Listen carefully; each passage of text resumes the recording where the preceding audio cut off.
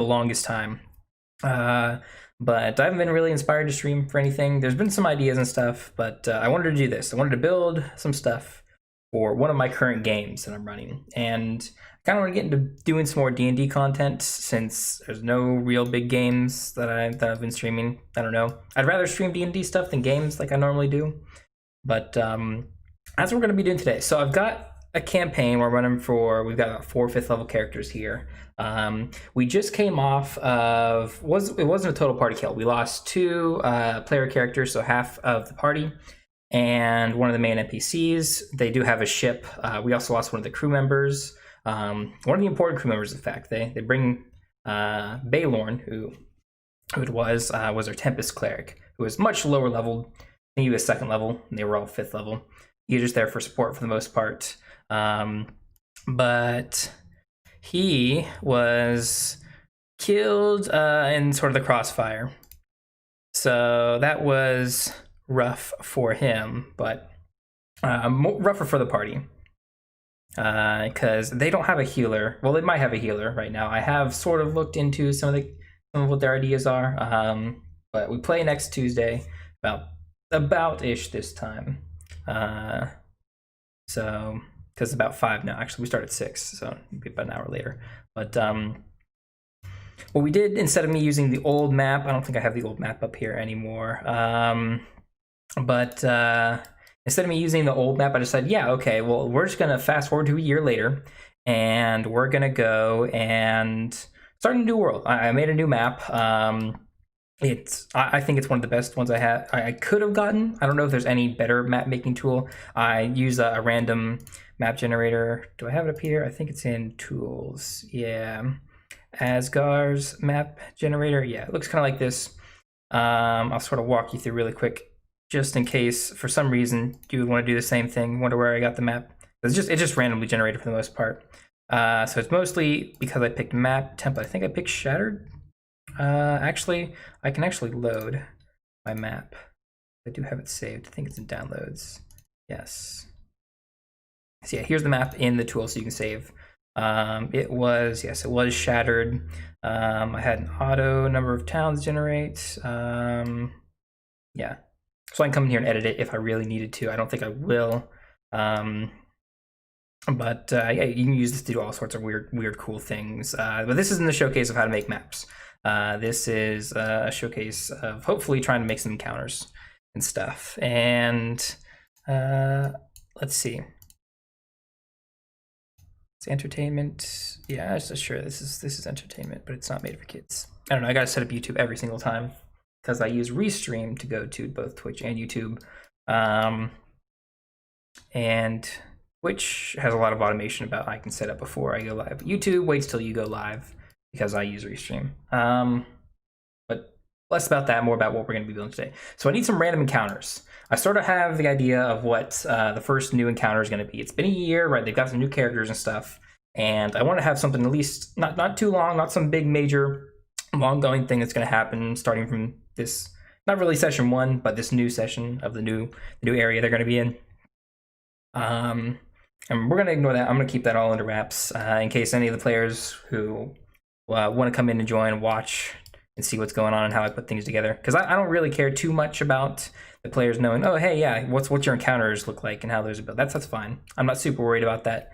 I like to challenge my players and keep it fresh for them by sometimes making, random monsters different. So like the giant crab. The giant crab, it does not have 76 health. You can see its normal health is like 3d8. So that doesn't get to 78, and its claw attacks are not that strong, things like that. So I like to change, it's normally CR118, but just by having that much health. Yeah, I renamed it to Hulking Crab as well, which I think is also an enemy. That was an older encounter we haven't, I think they did defeat. But yeah, I just need some random encounters today to throw against them as they sort of traveling across the open sea. I don't think we'll do any traveling across the land. If they do, I probably won't have them do any random rolls. Now what I like to use is a D12 for my encounters and stuff. So what that usually means is if someone rolls a 12 on the D12, the higher is bad. That means they get an encounter. And I usually determine, depending on how threatening the territory is or how many people are coming after them, whether a 12 and an 11 is an encounter, or just a 12, or 12, 10 and 11, or even the whole, 7 and up is an encounter if they're in a really dangerous situation. But I use the roll just to sort of keep the randomness sort of consistent. So it doesn't seem like I'm just throwing stuff at the players just to throw stuff at them. And we need to come up with a couple, or at least a few, in case they do run into anything on the first few sessions. I want to get a few out of the way at the very least. Now we do have the ship map at the very least, which we may be using for most of the actual fight. So as far as maps, as this actually gets loaded in, this is the map we'll probably be using most of these encounters for. I do have a few ideas for some that will be off the ship, or with the actual ship fighting. I do have some weird-ish rules. That's a fight that they won. This is now their ship. Technically, this is their ship now, because they captured that ship. Yeah. I do have some weird ship combat rules. Not super weird, but I made them really simple. Took from a bunch of different things. But we may need to make another map for our random encounters. Now, if I'm building a random encounter, not only do I have to sort of balance it for the 4 main characters, I also got to balance it for, if they're attacking the ship, that these other characters, the other crewmates, either are also accounted for as far as how much damage the party can do, and how much damage I can deal without killing one of these guys straight off. And maybe that's fine that I kill them straight off, because they've recruited these guys at the very least. They can recruit more. I want there to be a threat, even though the fight may be guaranteed that they win. I do want there to be a threat that you can still lose something, even if it's not money. They can obviously lose crew members, if not their own lives, to some of these encounters. So it gives a bit of threat to the party, a bit of tension. I think I use this one for if they're actually fighting another ship. This used to be their old ship, and sometimes for some reason it cuts off the bottom bit. But this is their new ship now because they defeated the ship and took it over. This one they sold. The party's on a ship. Party ship. Suddenly find Bugbear exoskeleton. Turns out the more bug than bear and mold. Somewhere on the ship. Bugbear, assassin, wizard.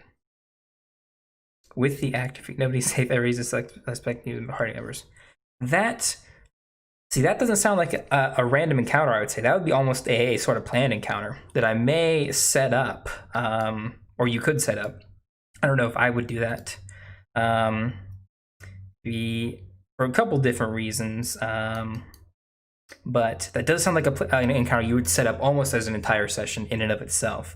I'm just trying to set up some random encounters, at least initially. That may be something that is a good idea, I do think, for something at least inspirational against other things. But yeah, let's start with something simple. Let's not go too crazy. Starting off, so I've got some older monsters and stuff that I've used. So I've used Marrow and Soggin in different fights and stuff, or Sogwagon. I can never pronounce that right. I've used Resharks in temples and stuff. So those are sort of typical monsters, and maybe we'll use them again. I've thought of whales and stuff in case I run into a pod of whales, because whales are pretty profitable. Let's start with one that I have not thought of yet, which we may need to find us what is it called? Another new map. So let's pull up here. Let's see. DnD shipwreck.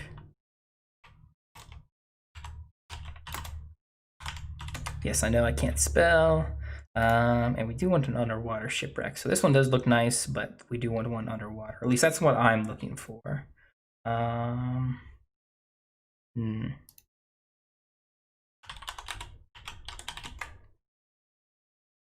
Evil manatees. Oh man, that's another good idea. I don't know if evil manatees is quite the right word. It's maybe mind controlled manatees. Maybe that's a better approach. Or evil manatees is definitely more interesting. But a more believable might be mind-controlled ones, because some sympathy towards manatees is sort of typical for normal people. So painting them outright to be evil would be diabolical and definitely a DM thing to do. But let's see. How's this one? That one looks tiny. We're not using that one. That one looks tiny. We're not using that one. Are any of these super good? Yeah, that one doesn't look too bad. It is sort of tiny. I think it's built on a different program. This is what I like to do. I like to sometimes just find cool maps and stuff just from Google image searches and use them. Controlled by a druid? Yeah, that could work. Yeah. I was thinking more like sea hag. There's a sea hag and there's a green hag. I think they both are amphibious. Yeah. So either of those are sort of the typical, I think, monsters designed for those sort of things. That could work. I don't know. This is a decent enough size that we could make that work. We can find something a little better. I mean, I may just need to find a normal looking shipwreck on like the coast or something, and then maybe change some stuff. Yeah, that's kind of too obvious that it's above water. I mean, these two. Oh, I think I just clicked on one of the. Yep. One of my bookmarks or something in here. Let's see.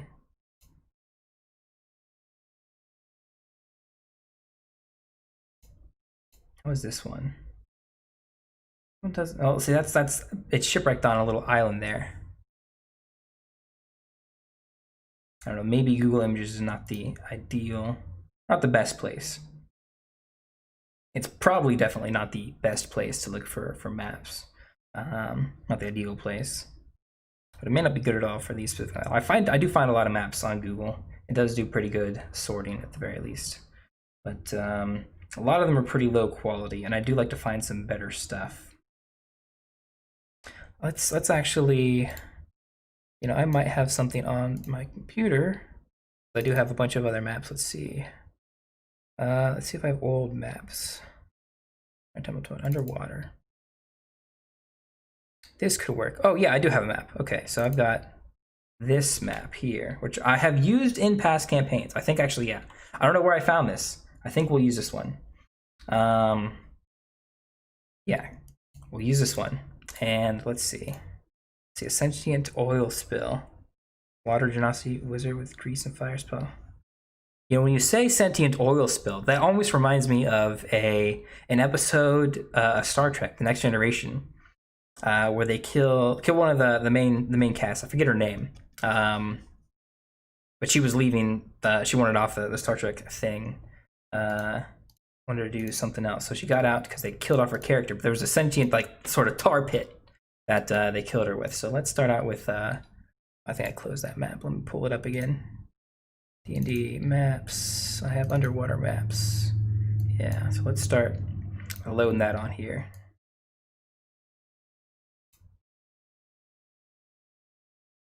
Oil spill. Yeah, I like that. I like that. Maybe we'll do that. Because an oil spill, that fits better for something like, I mean, there's not really oil in sort of typical D&D times, not like crude oil and stuff. But it's very easy to describe something like that to players and have them think, oh, it's just crude oil spilled it everywhere. We got to do something or something. And maybe they might be fooled. They might be suspicious that it may be some sort of enemy. Let's see. So lining these up is always rough, especially when I have such low quality maps. Let's make this a little bit bigger. Where do I have it? Here. Okay. Yeah, let's boost the width to 35. Let's overdo it before I start thinking about tokens. Because definitely, like, sharks, for just a typical underwater encounter here, sharks are definitely your go-to for the most part. But I think I might throw out, what is it, Sogwagon? CV, yeah, shark telepathy guy. I don't think Marrow have shark telepathy. No, they are just amphibious, unless I've changed the character sheet. Sometimes I do mess with monsters quite a bit. We'll probably do that here, because I do have a decent bit of experienced players. let's see. Trying to get these lines lined up. I think that's too big. I think that's it there. Maybe? No. Yeah, it's sort of got an old grid, sort of like worn out here. And I would like to get this matched up for size. Sometimes that just doesn't happen. I mean, it might not be happening because, yeah, it looks like the map does not line up on this corner here. At least the grid does not line up on that corner. Okay, so if I pull it out there, how's that? How's that?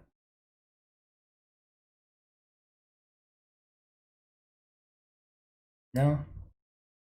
No, this seems like overly tedious stuff to sort of care about, because normally I would, with something this sort of, you can't really see the lines, and they almost like mix in different spots too. I may just ignore. I think we will just ignore the crosshatch on the image.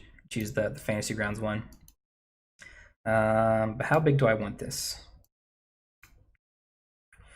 I mean, 30 by 30 is probably fine. So let's get this 30 by 30 side. Let's see, 1, 2, 3, 4, 5. I think that's about right.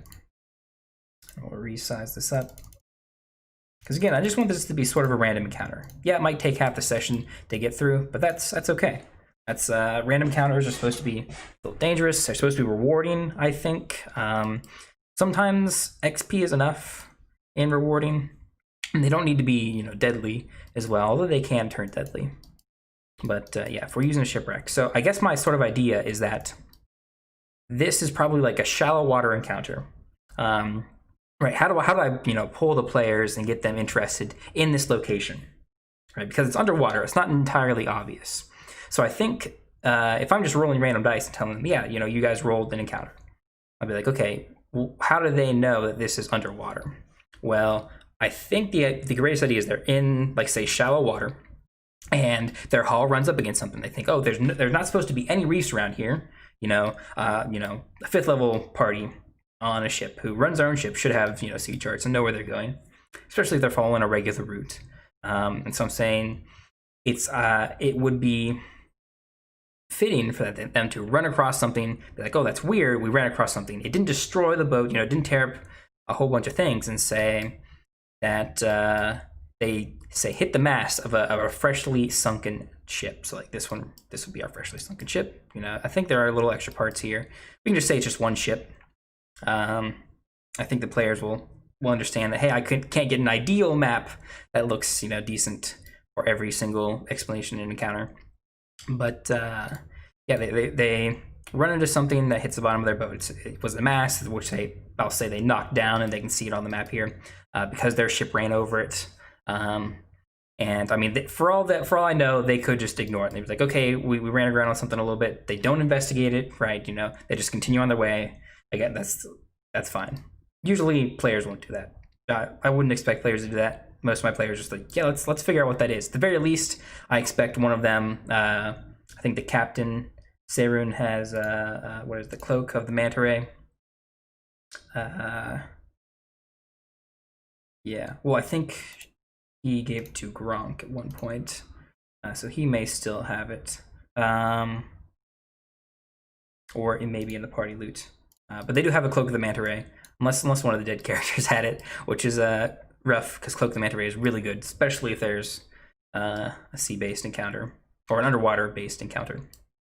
But at the very least, like, it would be very easy just to like jump under the water and just like look under the ship and be like, hey, there's all, I can literally just show them this map. There's all this down here, and you see, oh yeah, the mast has just been disturbed, and you ran across it just by happenstance.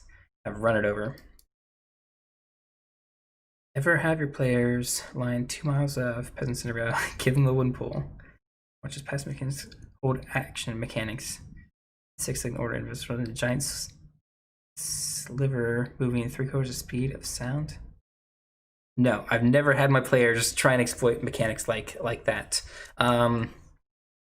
Generally, I don't sit down and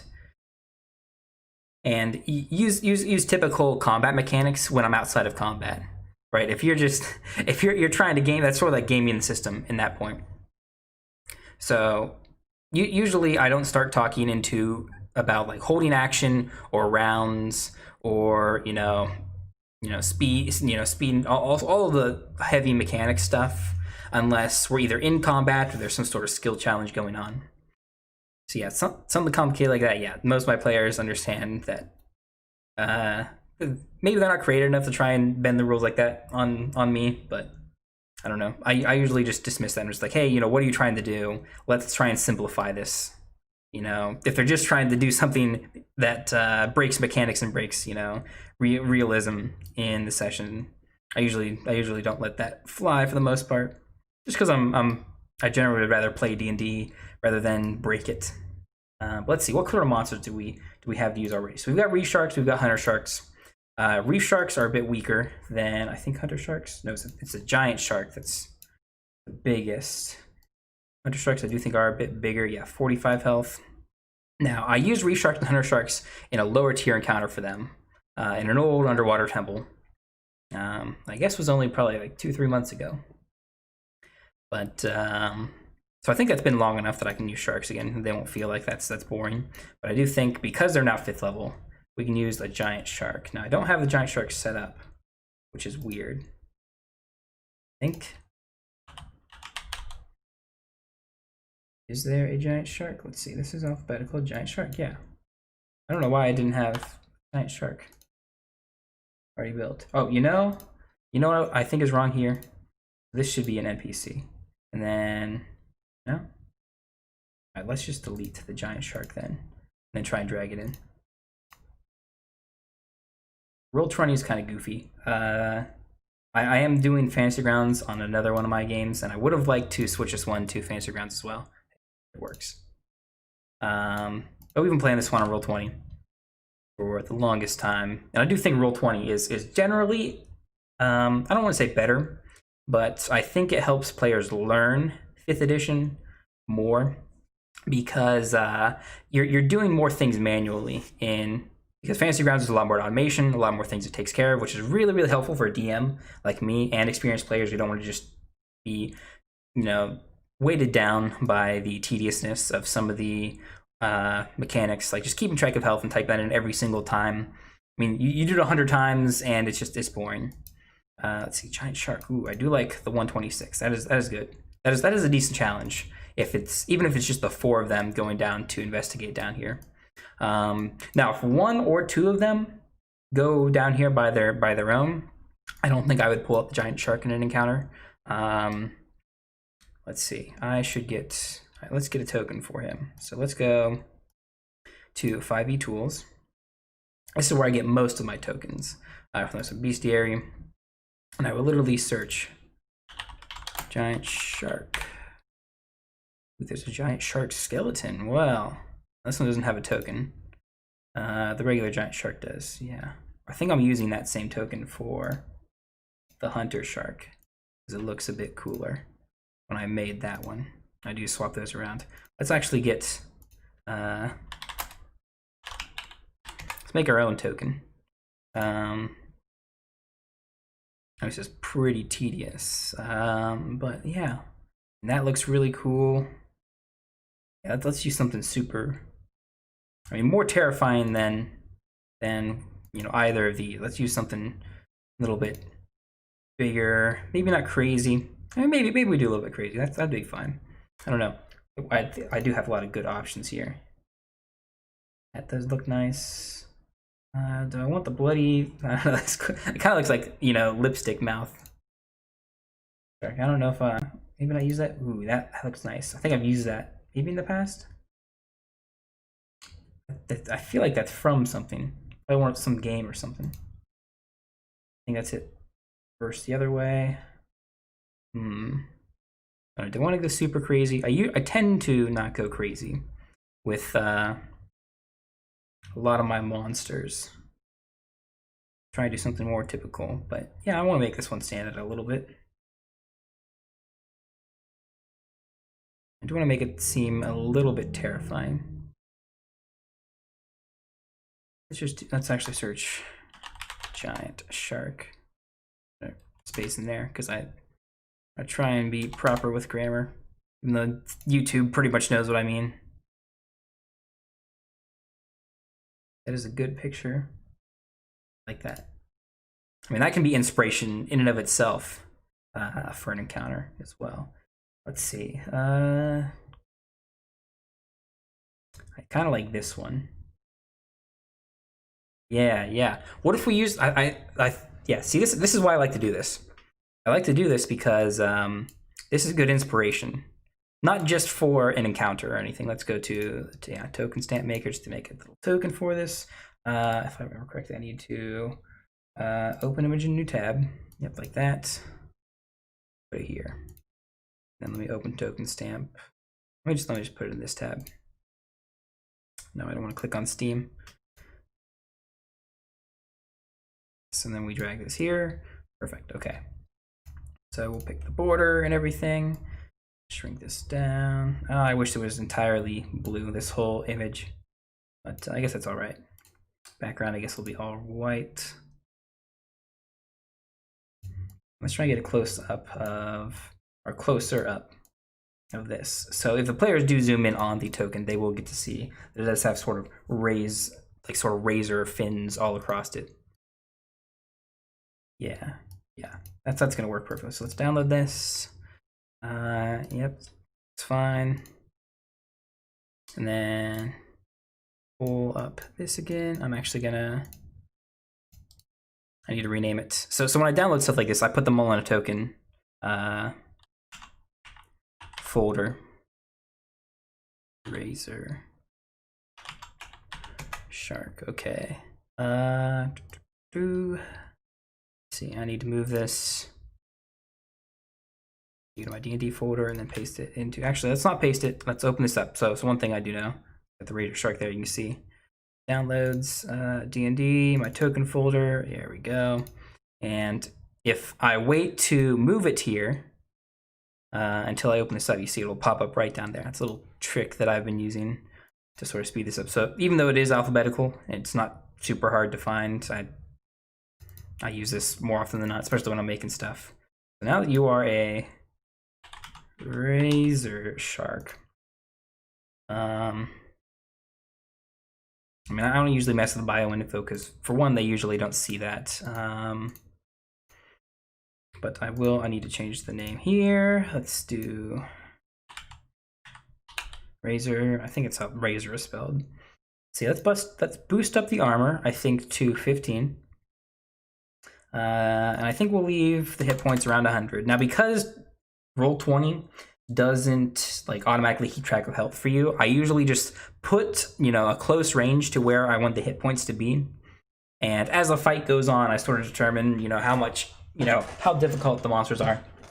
Because that's one thing I do try and balance the fights sort of actively to see, how well the party is doing, how well I expect them to do. Are they rolling bad today? Maybe this encounter with this monster they haven't seen before. Maybe this guy has a little bit less health, so maybe it has a bit more health because these guys are, I underestimated the party. Because more often than not, if you just use the calculator to build your encounters, you're gonna run into, parties once you get to 5th and higher level that just steamroll over even deadly encounters. Because magic items are not they're not factored into the typical difficulty calculation that Wizards of the Coast normally, at least for challenge rating, uses. So you got to sort of think about that for your encounters. But yeah, I'm gonna leave it about 100 health, and it may be more or less during the combat. And once the first one dies, whatever health I decide what it dies at, around 100 will generally be what it is. But it's got a lot of nice damage, I think. Yeah. So we're not going to assign any of these traits here, but I think we're going to give it a second attack. Maybe drop down the bite a bit more, to maybe drop it down to 2d10. The 6 piercing, because what I'm going to be doing is I'm going to add another attack for it. I'm actually going to be running, what are we going to call this? Razor Spine something? I don't know. We're calling it a Razor Shark because it's got the razory fins. It's all the way up here. Let's actually make sure we keep it sorted. This all together. Razor spine. I don't know. I'm kind of leaning towards razor spine. You can actually get one onto the field here. I'm kind of feeling like the map's a little small. Let's actually change that right now. Because these are supposed to be 5-foot squares here, and that I think maybe 50. Probably fine. They won't use the whole map. I think it's fine doing that. It's gonna map background. Switch this out the whole way. There we go. Okay, so yeah, that 5 feet there. Get this out of the way. Go back to objects and tokens. We're gonna leave this on the objects and tokens. I want to put them in the DM overlay at some point. There we go.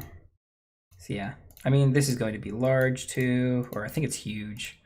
What does it say? Is it huge? Huge beast, yes.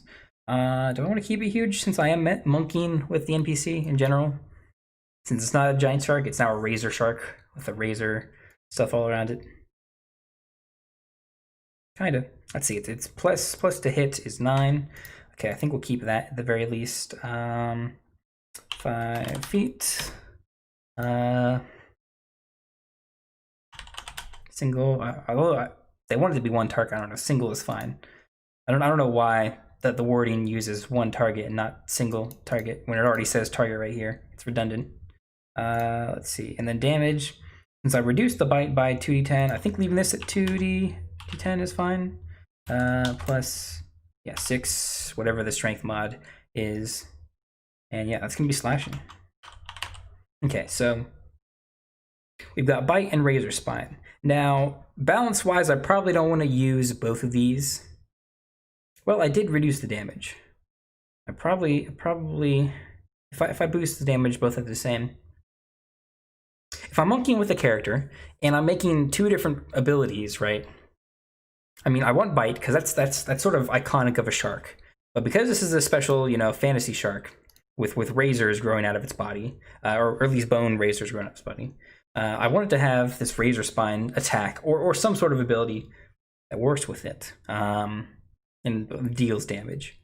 But actually, we'll leave bite at 3d6. I think what I'm going to do, leave bite at 3d6, which is this typical, giant shark idea. But for its other abilities, this razor spine thing, I think as an action, modify to bite plus grapple. That's something that I think is missing it, giving it a tail attack as a secondary. I don't want to monkey with it too much. I think I do want to stick with a sort of razor sort of idea. I think instead of letting it bite as an action, I think I will give it like the this razor. I think we'll rename it from razor spine to something else, because I don't want to go too crazy and make something super complicated. I want just a small change to the giant shark template. And I'm thinking with these razor sort of spikes, right? If a real shark in real life was going to run across someone, with these sort of razor saw bones sticking out of it, it would run across it, right? It wouldn't actually go to bite, but it would just run past it. So I think they'll have to do something with like it moving past an enemy. So how would I word that?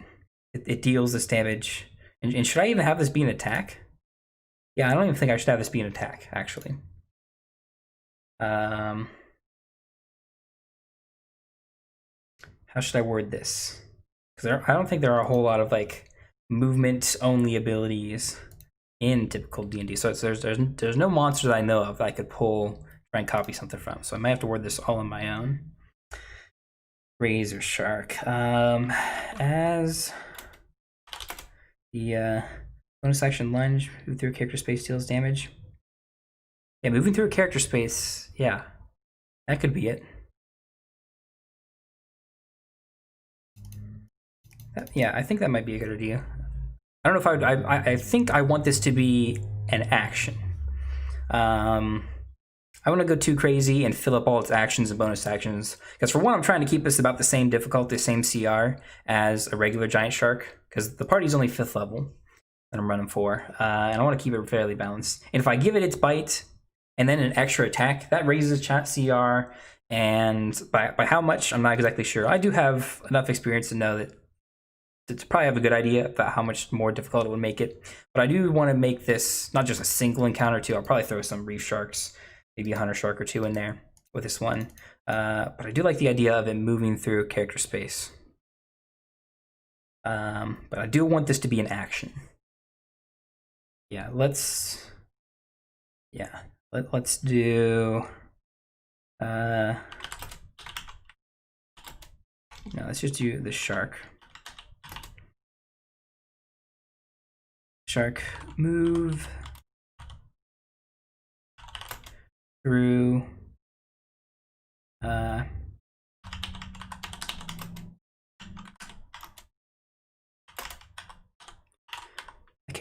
shark moves through character spaces as an action. Yeah, let's throw a saving throw on top of here, just so it's not just like, oh, it just deals damage or it's just an attack hit. As an action. Shark moves through character space and as an action, comma, what do I want period there? Let's see. I always forget how this is worded for spell saves. So let me look at a spell real quick. Let's see. I don't think any of these guys have spells. I know. Let's look at a spell. Let's just pull it from. So, burning hand. Okay, so let's just steal the wording from a spell. So it sort of sounds D&D like, sort of sounds, proper. So how do they word? So each creature, shark moves through character spaces. Let's say it can move through character spaces as an action. Period. And we will say each creature that the shark, each creature that the shark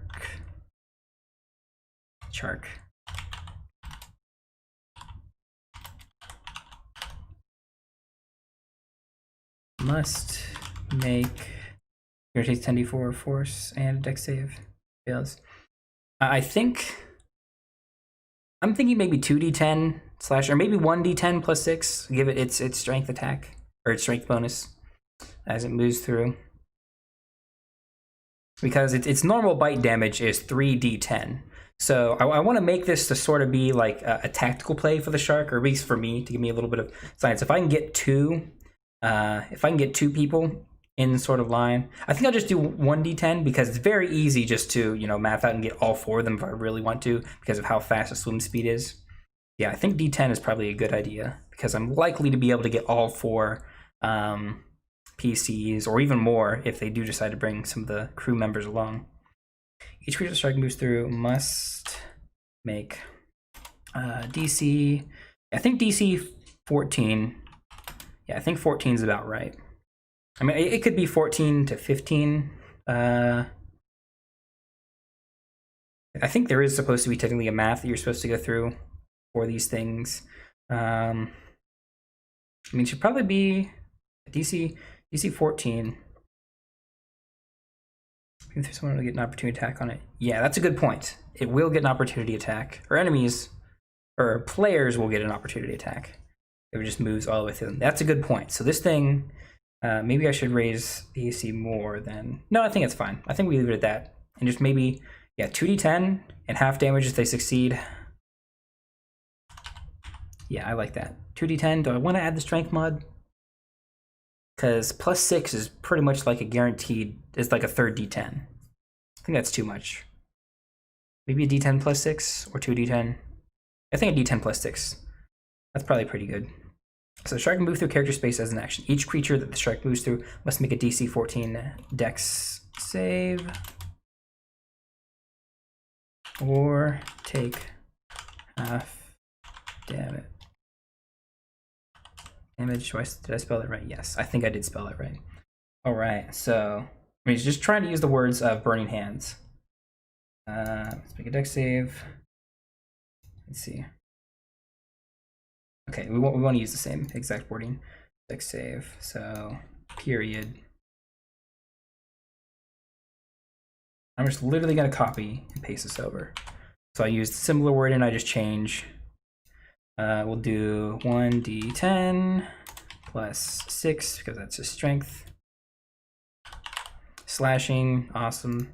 On a failed save or half as much damage on a successful one. All right. I mean, spells usually don't have any sort of bonus attributed to them unless they're like cantrips and stuff, like Eldritch Blast that can get the Warlock's Charisma or whatever other class may somehow get access to it. I think Bard can have it. It's also Charisma based. It's some extra bonus. Or no, can't take evocations. So I think you can only get it through evocations. Move through spaces if it were normal terrain. That's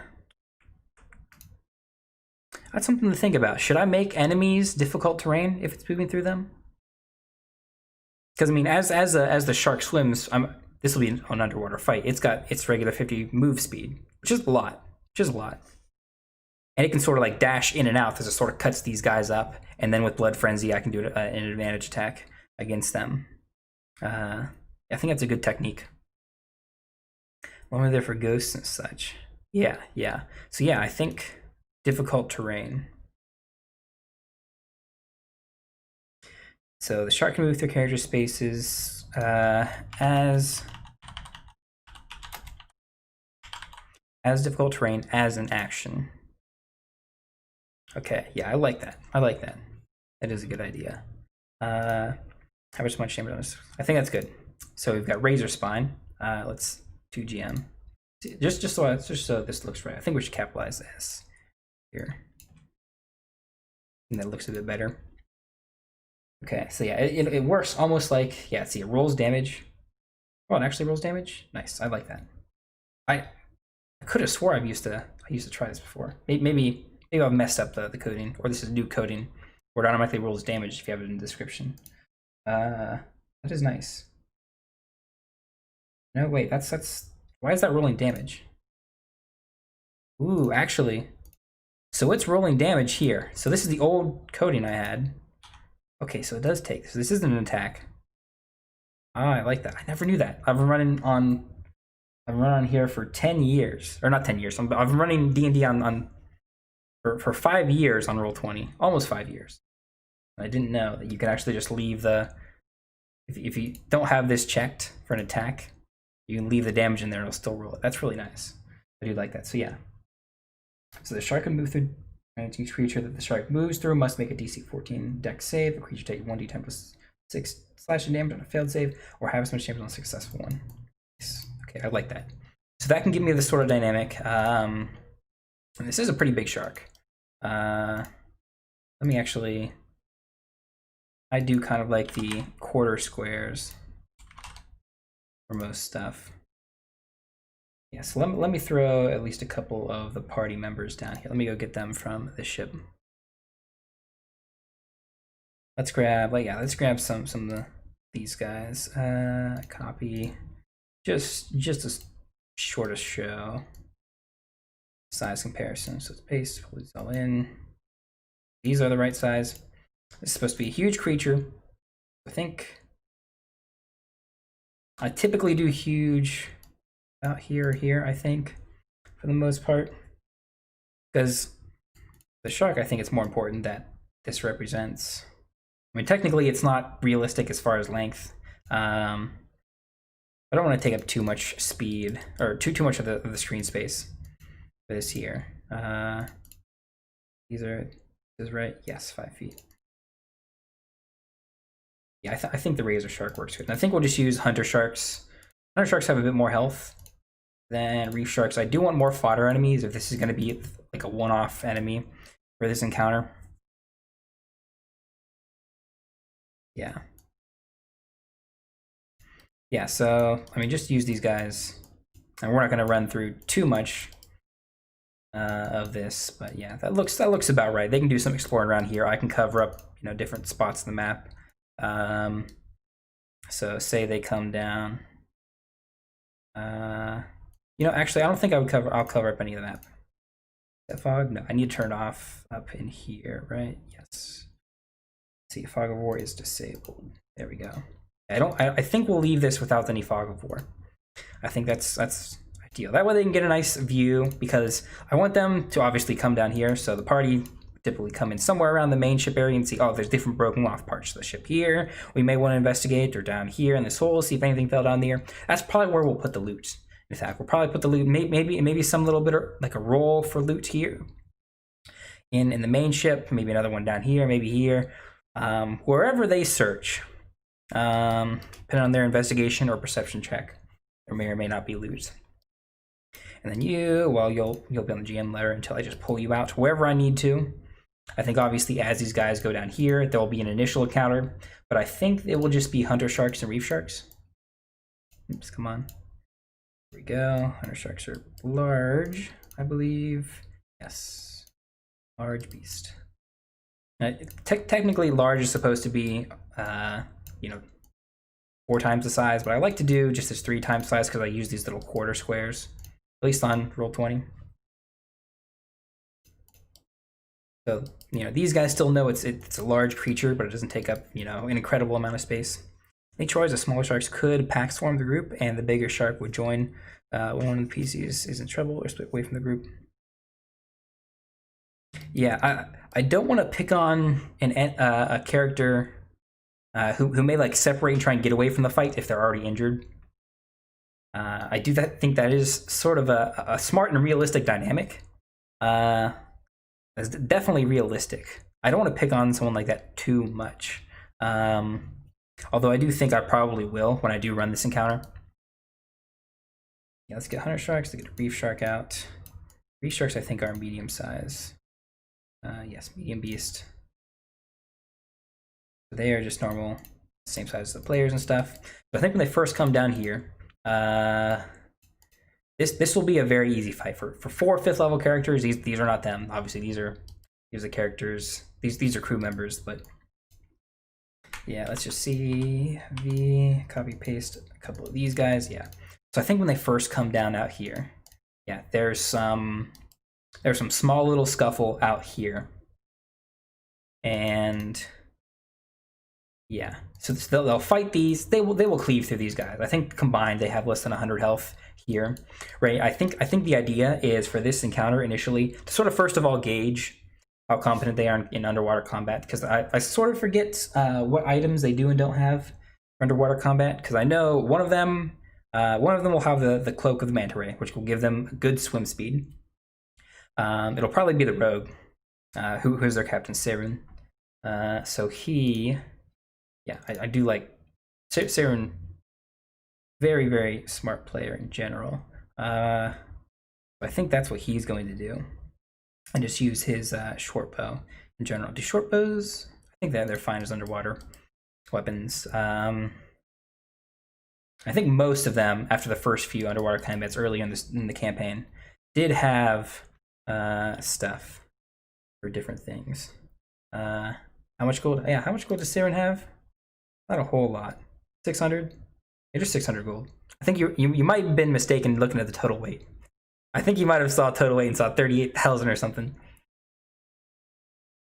No, I think if we look at their notes here, they've got some other magic items like breathing leaves, water breathing. Oh, breathing leaves are one of the other things I made. It's like a water breathing potion, except so water breathing potions are like an hour you can breathe underwater, and you can can't really talk underwater. At least that's how I roll it in my games. But I also have breathing leaves, where it's a leaf that you got to hold in your mouth, and you can breathe underwater. They're cheaper than water breathing potions, but you got to hold in your mouth so you can't talk or make too much any noises. It only lasts 10 minutes, which is really good for when they were first and second level. I think we did start 3rd. But yeah, when they're early levels, they don't have a whole lot of money and can't spend tons of money on water breathing potions. Like, hey, we'll just grab some breathing leaves, because you can easily go through multiple combats on 10 minutes, a little cheap breathing leave. And I do think it's important to, if you're going to focus an underwater campaign or have a lot of underwater encounters, that you do give your players access to breathing underwater. But yeah, I mean, I think their overall money, just this is just their ship loot. and stuff. They've got a little over 3,000. They spent a lot of it on getting new crew members and a bunch of magical items, which they just lost some because yeah, the whole reason we're on a new map and everything is because they lost 2 of the PCs who have new characters now, and they left the sort of territory there. But yeah, I think this will be a really good encounter here. Yeah, I think maybe the big shark's all the way down here, right? You know, the players come into the map, I drag them on here. This is hidden, obviously. These guys immediately come out to attack. Not knowing, obviously, that the PCs are really, you know, are really strong and can handle them. You know, they're dumb sharks and stuff. But they, you know, take a couple of chunks off of some of these guys and maybe a round, maybe 2 rounds, or, you know, a brief bit. Maybe I'll let them search the shipwreck here. If they start moving to another territory, I think I'll just bring the shark out then. And they start to move away. Yeah, the razor shark. And then, yeah, this is a quick, you know, 2 encounter little random encounter. Yeah, nice, quick, and easy. And then we'll have maybe 2, I think 2 loot rolls. Normally I pull out a bunch of different things. What are, they have the tables on 5e tools? I know they have the loot generator. Yeah, they have the tables here. So let me see the loot table. I might have them rule.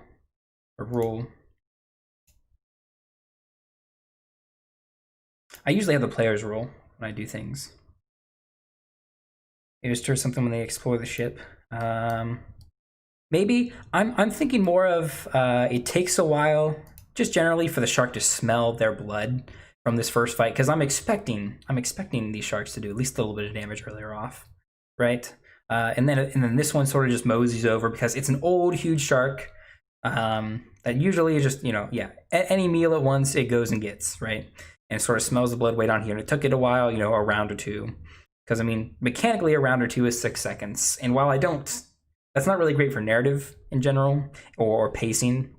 I mean, that is a, you know, reasonable amount of time. It took 12 seconds for the shark, you know, to get up here to there. You know, after a couple of rounds or just searching around here, it finally smells the blood in the water, or maybe just the blood in the water from them killing the other sharks or something. That's what alerts this other shark.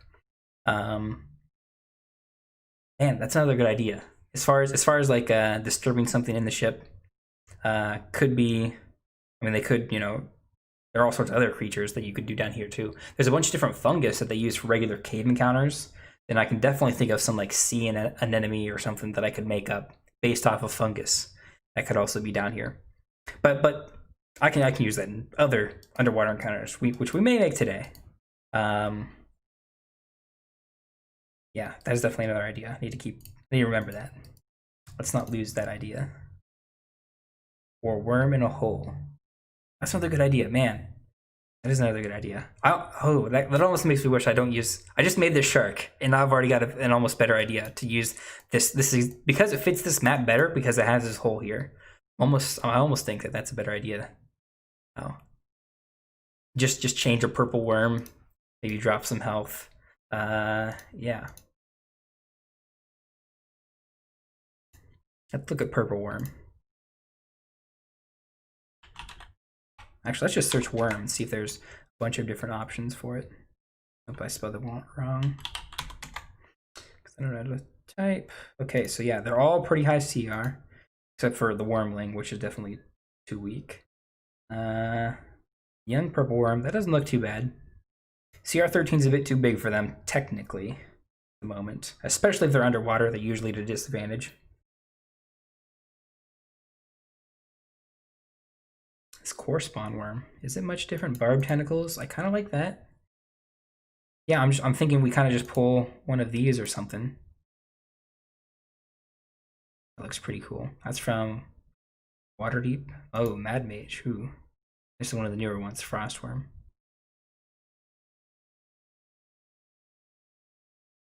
That is a really good idea. Just because it fits this map better, I think we might even do that. I don't know, a shark. I don't know. Now that I'm thinking about it, a worm here, yeah, it does sound cool and it does fit the map really good. But I do need it to. I do need it to have mobility. right? Because the hole's here, there's not much that the worm is here for. There's no reason to fight the worm except for the extra EXP you would get from fighting it. And I usually do give EXP even if they subvert a combat or an encounter or something and get past it. So yeah, fighting the worm, unless it gets something, unless there's like more treasure here. Although, I mean, I could, yeah, that could be enticing. Could entice him with like more, like there's another broken part off the ship here, or another ship, however I want to explain it, over here. Could work, maybe. There's no rule that says you can have both. You can make it escape and an escape mechanic rather than a combat one. Maybe. I've usually when I use escape encounters, I use the skill check, the skill challenge idea, where they need a certain amount of successes to succeed, and they can only have a certain amount of failures, and they use their skills and stuff. I think Matt Colville, I think he was the only one that I know that regularly uses that. It was sort of his idea for the most part. At least to move it over to 5th edition. I think it came from 4th edition originally. But the thing is, if I put a worm in a hole, I mean, maybe it can swim, but I would usually like to keep it around the hole and have it guarding something. Maybe I just leave it at that, yeah. Or meant that the worm is just a trap in that the hole that they encounter, they dive too deep, otherwise it just sits there. That's a good idea. Well, the thing is, I probably will not have a map that fits the worm as well as this one. And so if I don't somehow entice the players to go into this hole and encounter it now, I probably will not be able to use the worm, which isn't the biggest deal. That's not the biggest gripe of all. It's just a small thing. I would like to come up with a good idea. Could it be the thing that's on the boat? The boat? Yes, that's a good idea. That I think is a good idea. So yeah, let's make the worm. I think we've got enough that I definitely want to make the worm. Let's just make it from scratch. Character.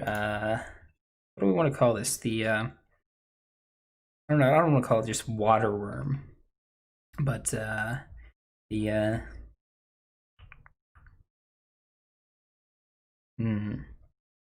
let's see. Do I want to use any of these tokens? We may be going back to Google.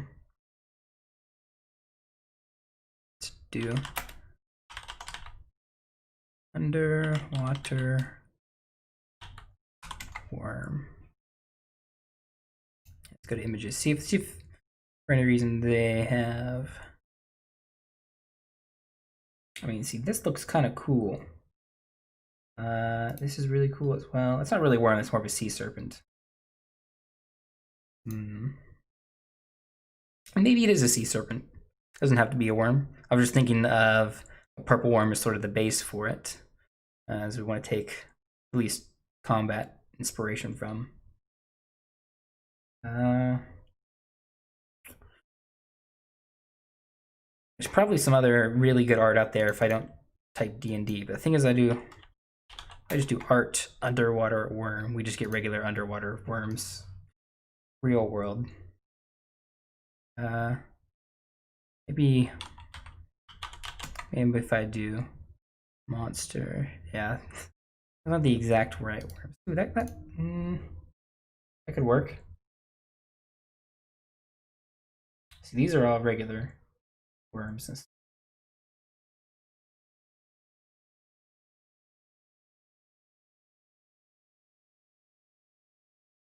That would put. I don't know if that would belong underwater. I don't know. I'm super picky about what I use.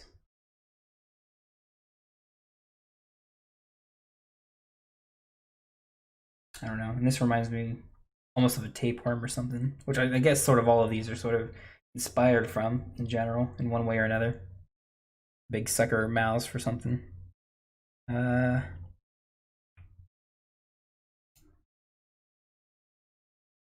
Yeah, maybe I should just settle for one of these here. I think we'll grab one of these. See. No.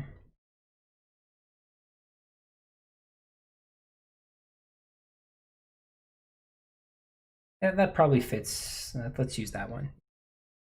Let's put here. And then let's get to making a token for it real quick. I messed it up again. I don't need that one open anymore. I'll put this one here. Bring it down a little bit.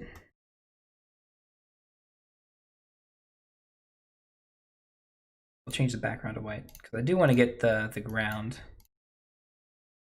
in the token as well, so it sort of knows. So the idea that it's coming out of the ground is also still there. Yeah, this doesn't look as intimidating as I would normally make a monster of this size look, but I think that's fine. It's not the biggest deal. Let me go put it sorted around in the tokens. Let's see, I still don't know what I want to call this thing.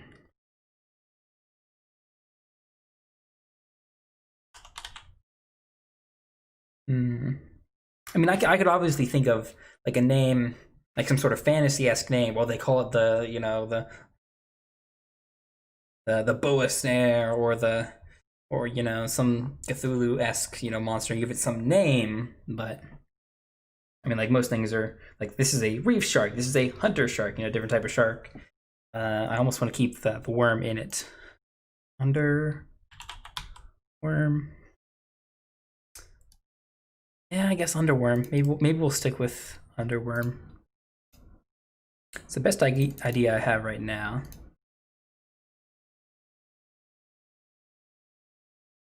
Kraken worm.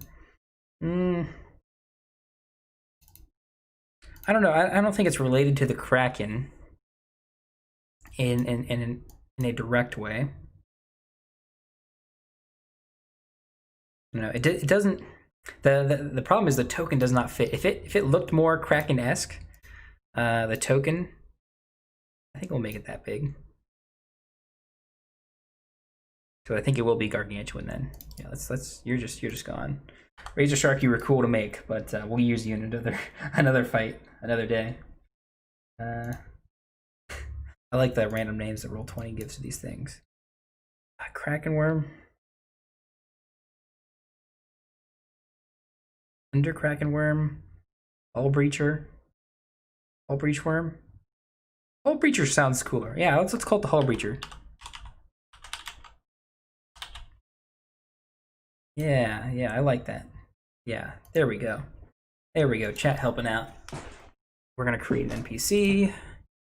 Yeah, hull breacher.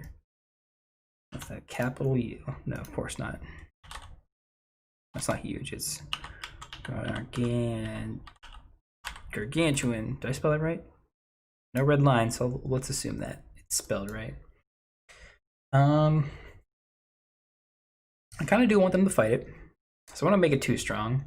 Let's pull up purple worm, just so we can take some inspiration from it. So it's got 18 AC. Now this is the purple worm is CR 15. Now, if I just go, let's see, the counter, so I've got, let's say they only take all 4 characters, they're 5th level, and there's one monster, we'll use CR rating. Where does it start becoming deadly? 6, 7, CR 8, CR 9, so between CR 8 and 9, enemies are deadly for a 4-man 5th level party. Now, normal purple worm is, what is it, CR 15? Yeah, it's crazy strong. So we're gonna have to nerf it quite a bit. I mean, it's got about the same 2 hit as the giant shark, so we probably don't need to change too much of that. Although we will take, I don't know if we'll take bite and tail stinger directly. We probably won't. Probably do bite and then swallow. Maybe.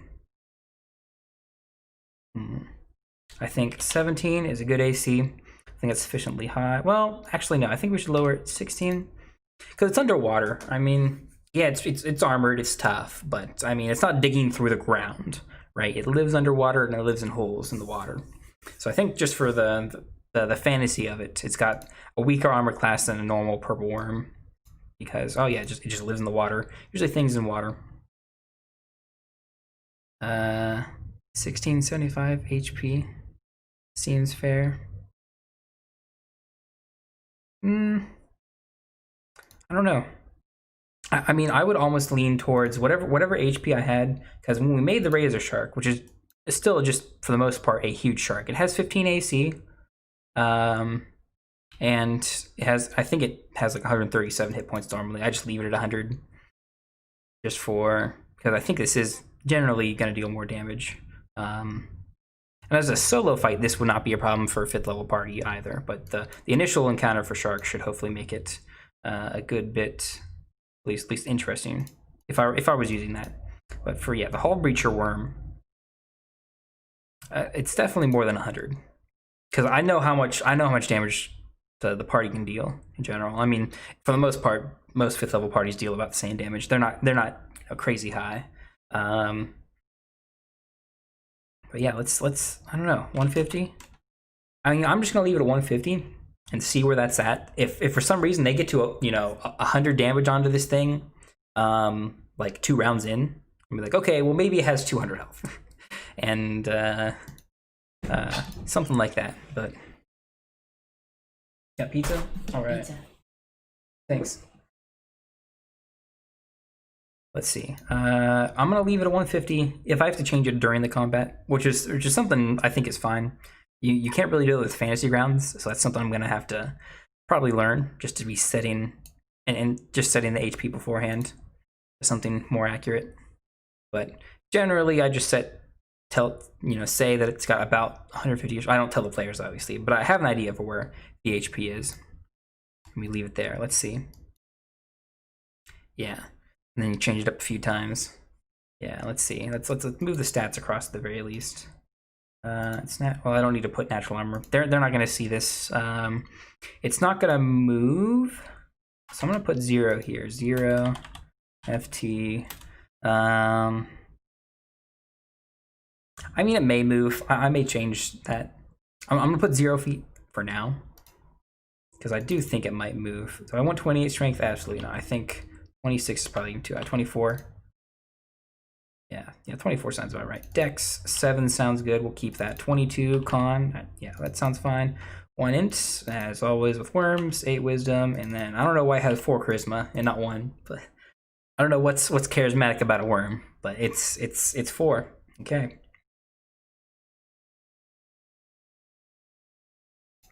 And aside from that, yeah, skills and everything else, not the biggest deal.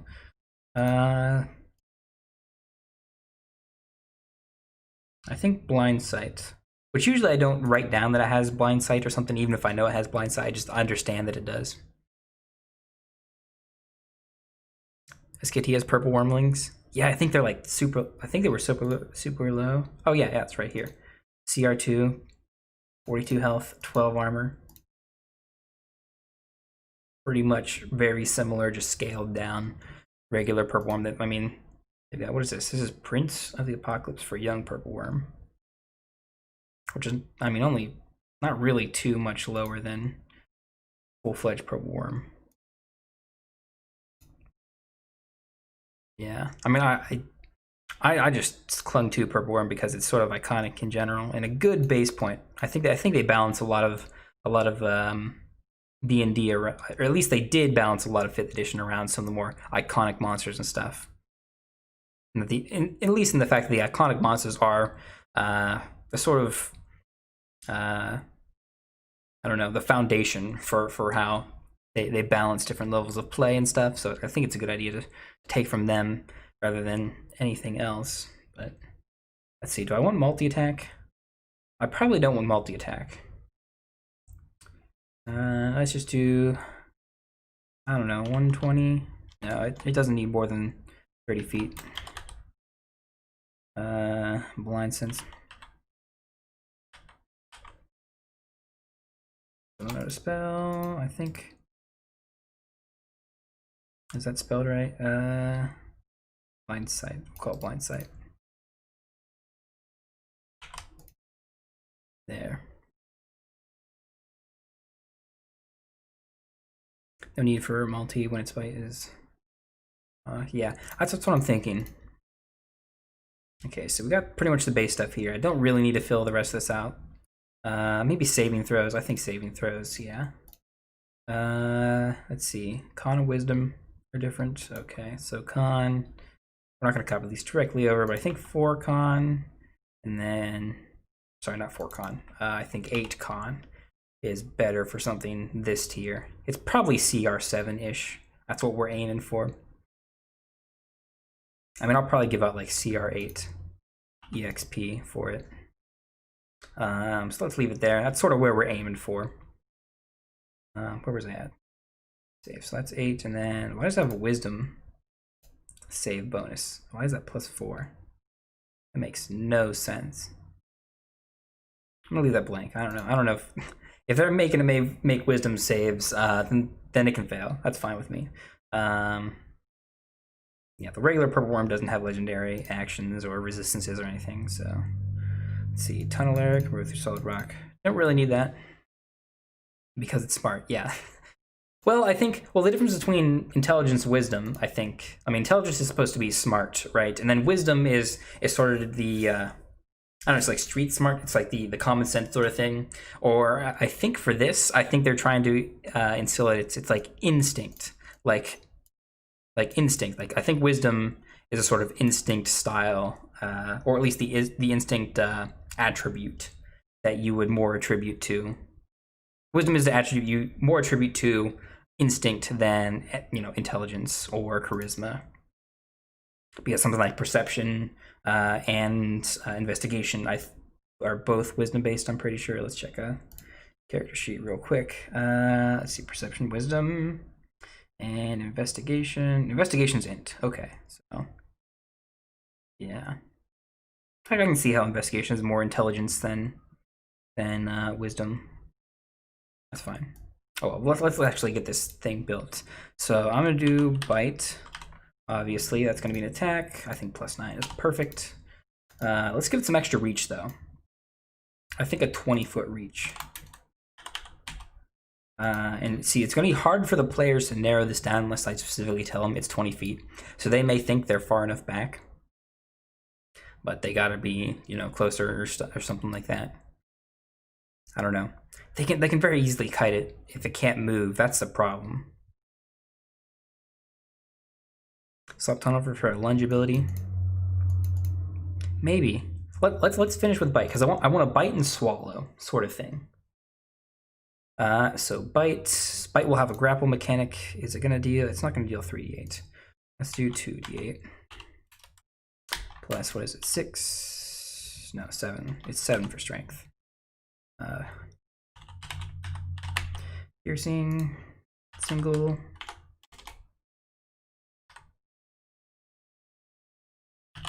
Yes, I know I can't spell.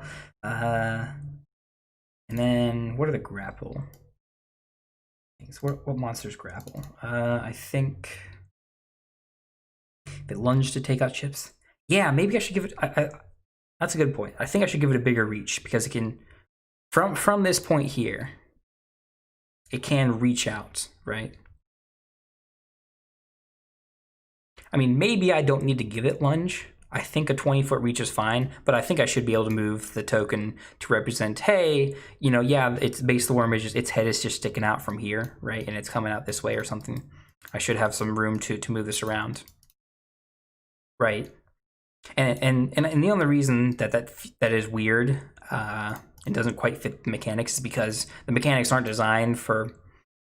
I mean, even for a real purple worm, that's sort of how you would imagine it would make a hole and then it could attack out or something. Or it would burrow down and then come back out somewhere else. Yeah, I think this one is just like, you know, hundreds of feet long, and can like just reach up, you know, to the surface for one, but also, you know, 2 players that might be way back here in the back or something, you know, far enough away that they think they can range safely, but this thing can move up.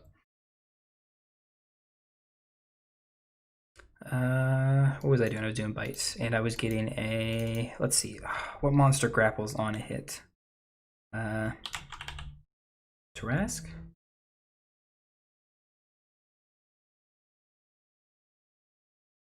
Not know how to spell Trask? No, I already have a Trask. Yes. Do I not already have a Trask? Almost every game I have a Trask. Just in the character sheet, just to scare my players every once in a while. Start rolling for a Trask now.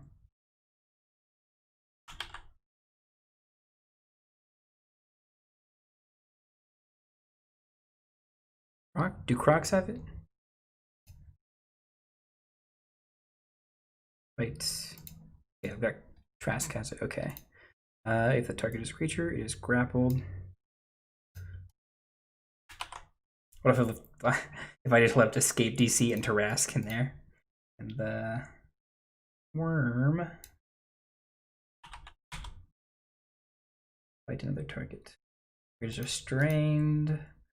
There's a creature. It is grappled. Escape DC 20. Let's do, I don't know, 16. I want it to be fairly high. Yeah, I want it to be fairly high. Target is a creature. It's grappled. Escape DC 16. This is an older, usually in I think in Croc. Yeah, let's look at Crocs. Let's see, monsters, crocodile. No, use the same exact wording. I could have swore I've seen in other enemy NPC sheets where they specifically talk about what the escape DC is and what skill to roll. I think you can use either athletics or acrobatics in many of them. Although is that more of a, I think it's more of a humanoid versus a humanoid sort of thing. So I think I would leave this to like an athletics skill check more than anything. Acrobatics, maybe. I don't know. It may not come to it in the. I'll probably just decide just like, yeah, you can just do athletics or acrobatics. Which the thing is for like someone like I think our rogue who has a plus 11 acrobatics, that's an easy way to get out, which I think is fine. See, our barbarian has only 8 athletics, which is still, I mean, more than a 50% chance to get out. So I think that's good. So this thing is not really all that intimidating. If it doesn't deal a lot of damage on the bites, and it's pretty easy to get out of them. Although it is likely to hit. I think we'll leave it like that. So we've got Swallow as well. So let's put the damage in here. How much damage do we want from Swallow? Let's see, 4d8. That sounds about right. Well, I'm not gonna add a plus. I'm not gonna add flat damage to it. So maybe we make these d10s.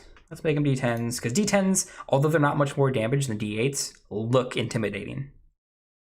Although the players really don't see.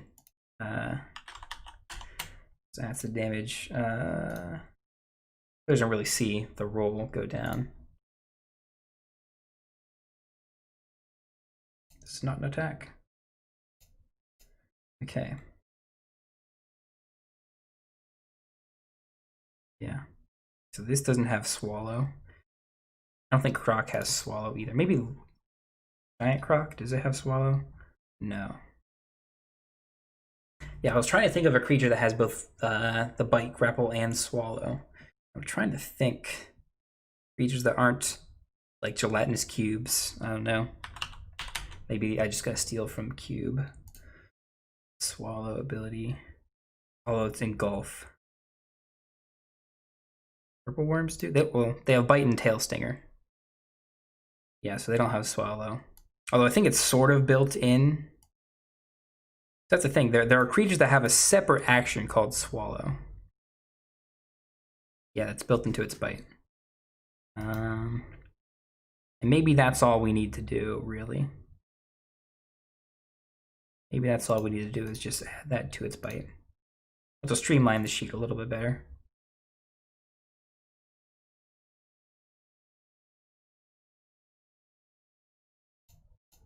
So the purple worm, it's got a save on the hit, and you can be swallowed. Giant toad, yeah, that's where I've seen it before. So I have used giant toad. That makes one bite attack. Okay, yeah, we'll just do swallow. That way, I'm not like recasting bite when I'm not actually biting each time. So we go swallow.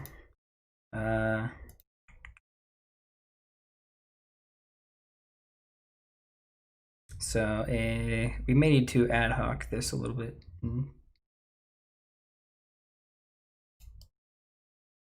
Let's take that first. Don't need anything else. Don't need cube anymore. Let's see, swallow target. We'll need to put something before here. So if a creature is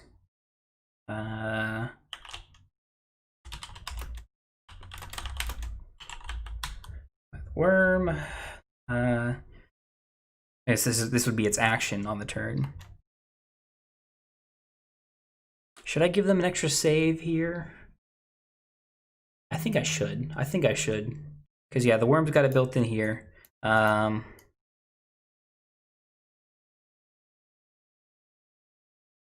Yeah. So I think yeah, we should have a save here. And maybe that's being too complicated.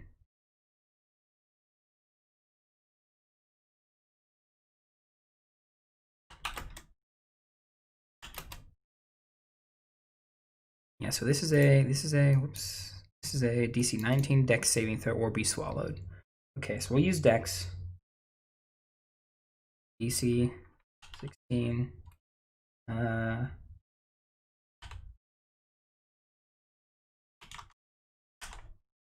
Dex save. Or be period. Or we swallow. The swallow target is blind and restrained. The swallow cover against attacks and other effects. That's by the worm.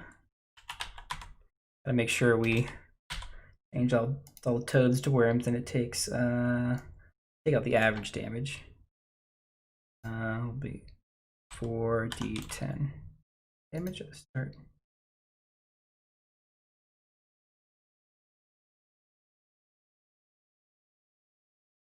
Let's put at the end, because I want this to be able to happen. Well, so it'll bite the first round.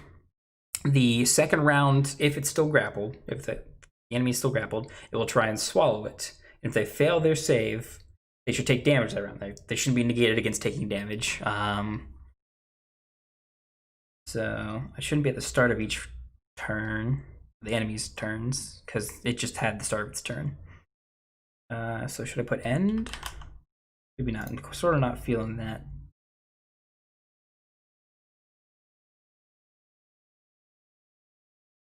Maybe just a period. Swallow target is blinded and restrained. It has total cover against attacks and takes 4d10 acid damage.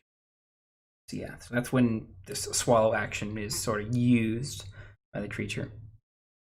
The worm, we have.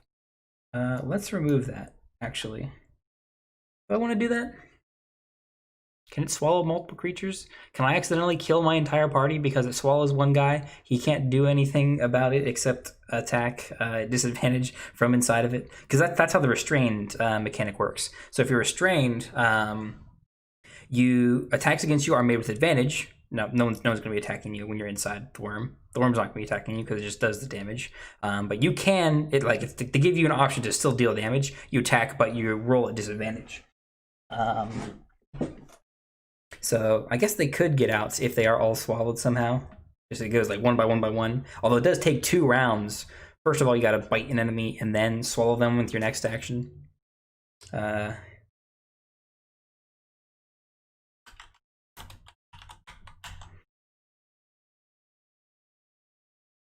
think maybe we should do the acid damage at the start of their turn or something. I don't know. I'll say something when we start. It can either be immediately when the enemy is swallowed, and every time on the worm's turn they take the damage, or at the start of, or maybe the end of whatever the PC's turn. I'm thinking so they get their turn and then they take the damage at the end. And then maybe the worm is free to bite. Except that does separate Oh no, I think that's fine. I think that's fine. Okay. It takes each round. That's the damage.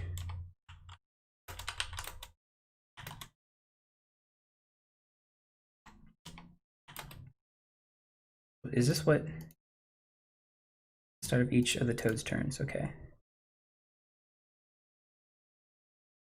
Start of the piece of turn be normal. That means they would then roll death saves on that turn.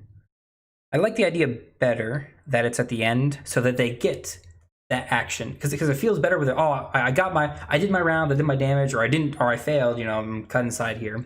I wasn't able to do anything, and then I was taken down. So they get their full turn, and they're not sitting there hoping they survive till the next round to just at the start of the turn just get killed and then lose their turn. I think it's better if it's at the end of their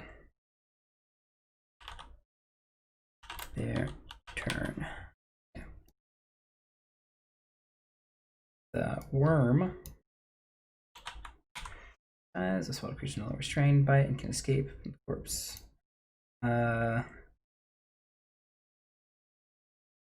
Something like that.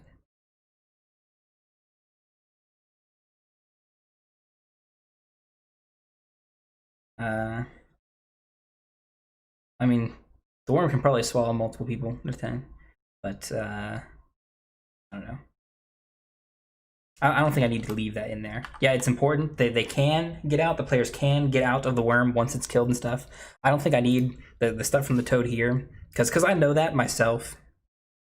That they all just sort of get out there unless someone was literally in there for like 8 rounds and is somehow still alive. And I was like, okay, yeah, it might take more than a round for you to get out if you've been swallowed, 8 rounds in a row. Yeah, let's see. How does that look? Creatures grappled by the worm must make a DC 16 Dex save or be swallowed. The swallowed target is blinded and restrained, has a total cover against attacks and other effects outside the worm, and it takes 40-10 acid damage at the end of their turn. So I'm thinking we're going to use this. It's going to bite them 1 round. Next round is going to swallow. And if all of that is successful, of course, the creature will be inside of them. And then the worm there's no more interaction aside from the acid damage at the end of that person's turn. So at that point, if it's got 1 swallowed, it can go after another with another 1 round for a bite and another 1 round for a swallow. So at least it would be 8 rounds to swallow everyone, which it should get 4 through, even if it had 200 health by that time. But I think this feels sort of ideal for it. I don't think I need to just throw Tunneler on here anyway. I think I know this is mostly for DMs anyway, just to be like, hey, remember the worm can tunnel, right? Like if I remember, hey, this worm can sort of move away from the hole it's from, playing with. If I remember the sort of mechanics of it myself, I feel like I don't need to write it down since I'm for the most part going to be the only one using the Hull Breacher. I do really like the name now. That is a good name. I wish we had a better picture for it, but yeah, I think once they see Hull Breacher in the name, and I start talking about it as the Hull Breacher, yeah. Because yeah, this will be a freshly sunk ship. They'll find no bodies or something. Yeah, I think I know how I'm gonna run this. This I like. There's some sharks around here that the Hull Breacher is not interested in, and I think maybe they're enticed over here. No, they're more. I don't know how I'll start this encounter here. Like maybe while they're over here, once they've looted this area and got maybe a piece of loot or two, maybe I'll say, oh, they see something sparkling over here, and then the worm attacks them when they go to investigate. Or maybe just, hey, after they all come out of here, looting here, they see the worm, right? The worm is now going to, like, ready to go attack their ship or something, right? Actually, it's a Hull Breacher. Let's go back. We're talking Hull Breacher. Obviously, it killed this ship somehow.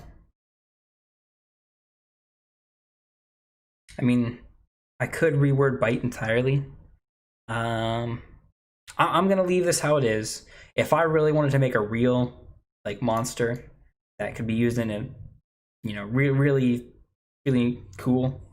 If I would completely just build out this monster and balance it and stuff, I would probably give it another ability or trait or something or action where it can latch on to like a ship hull. That's, you know, it says something specifically about it can latch onto a ship hull and you know, grapple it, something like that. I would probably do that if I was going to build this out entirely, and I may still do that. Make a reaction to extend its reach by 100 feet to make one bite attack. I mean, that would be more of a like legendary actiony sort of thing, which may be really cool if this was like a more powerful monster. But I kind of got to remember that I'm just building. This is just a random encounter here, and this is just 2 combats. They're going to get a handful of loot and some XP. And I could go crazy. I could make some really cool stuff. But I don't think I need to. I think I understand what this encounter entails, what this creature can do, and if it needs to do more during the session, I think I can come up with it on the fly. Let's see. Oh, Breacher. That's just literally name it after the monster this encounter is based off of now. Yeah. Yeah, if they were like a 10th level party, I could probably go crazy on this monster and make it something even cooler. But again, they're 5th level. This is already a cool monster for a 5th level party. I think that's definitely good enough for what we got. Right, and I would probably stick that to a sort of, you know, like shoreline encounter. So we got one. I've already spent an hour and a half, and I've only made 1 encounter. We may be on this all day. I may not get to as many encounters as I want. Let's see, what other ideas did I have? So I've had older ideas that I've used. I think I have most of them archived.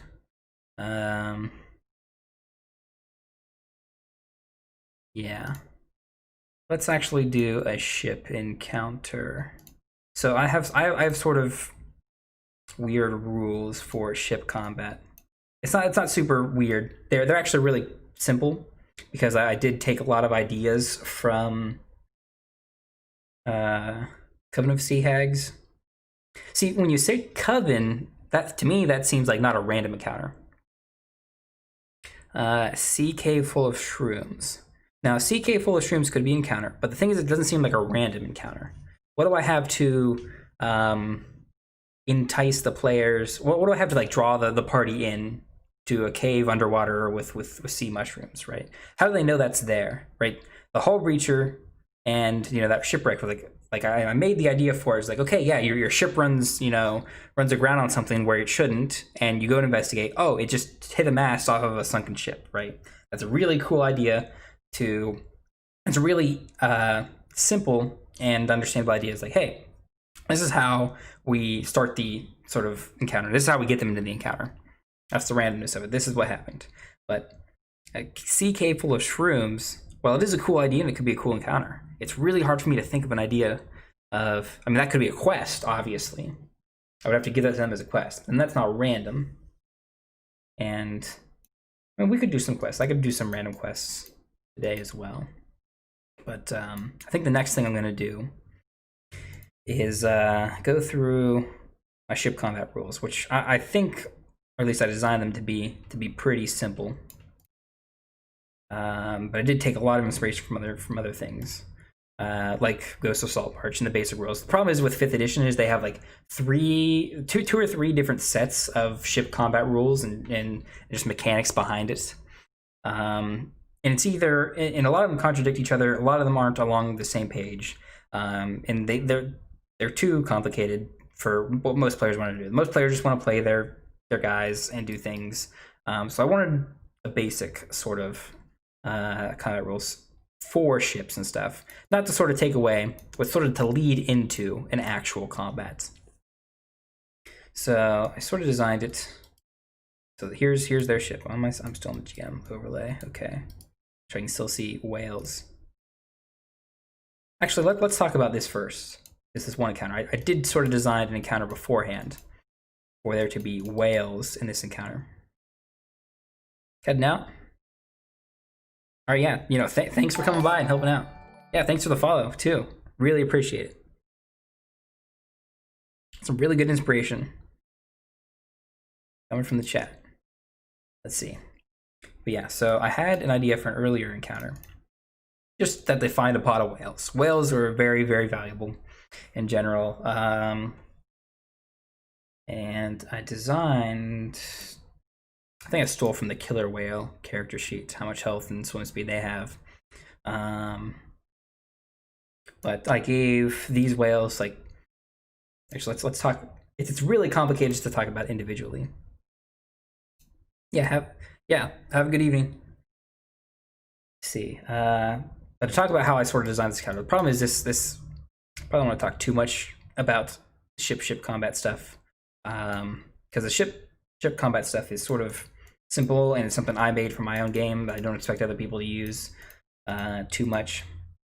But long story short, you know, the ship, each player and all the crew members on the ship can fill out different roles, like that, you know, running the helm. Someone's got to run the helm. On bigger ships, like they have a decently sized ship, so they got to have at least 2 people working the helm. Not just like the wheel itself. One person has to run the wheel on every ship, right? But there has to be another person running around on like handling the masts, you know, running around doing things like that, and taking care of other things, because, you know, even on the wheel, like the masks can get in the way and you can't see everything. So there needs to be 2 people on the helm. There could be a spellcaster who's casting spells and stuff on the ship. And there's always the equipment and weaponry. So like their ship has harpoons. Ship with many different weapons, so like multiple people can run the harpoons and stuff. And then I designed the lookout for this whale encounter, because the whales, especially because they're like, I sort of like thought of the idea or worked off of the idea that whales or mammals gotta, you know, come up to breathe, and that, you know, they would be making, you know, stealth checks consistently as they would come up every round or so, you know, take a breath of air, and then these guys would, you know, go over with their movement speed and stuff, and then come. That's a nice little encounter. But I did want to have another encounter. So they have sort of a medium-sized ship, a brig ship. I think if we look back, I'll probably just leave this open. They used to have a sloop, which is like a single-mast ship. A brig is a 2-mast ship. Corvettes and galleys are 3-mast ships. Galleys are more designed for huge stuff. Corvette is like the biggest you would get for like cargo transport. Galley is just like, hey, yeah, this is actually a specialized, maybe even combat ship. And I talked about other things too.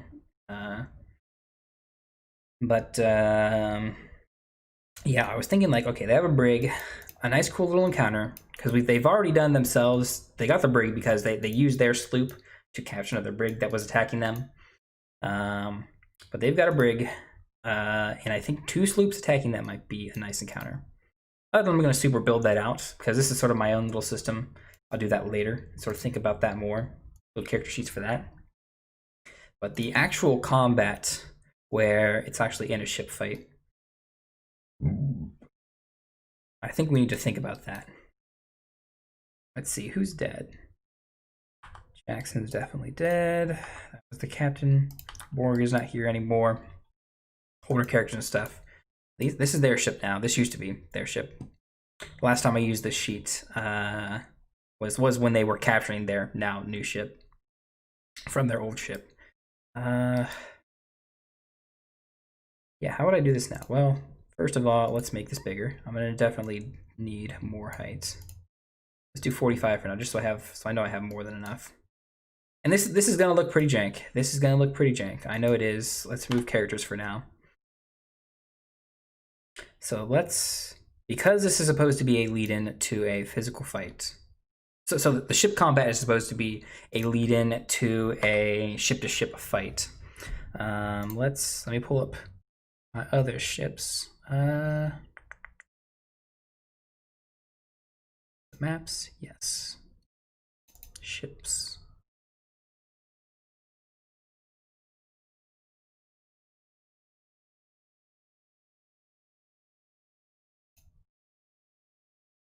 That's another 2-mast brig.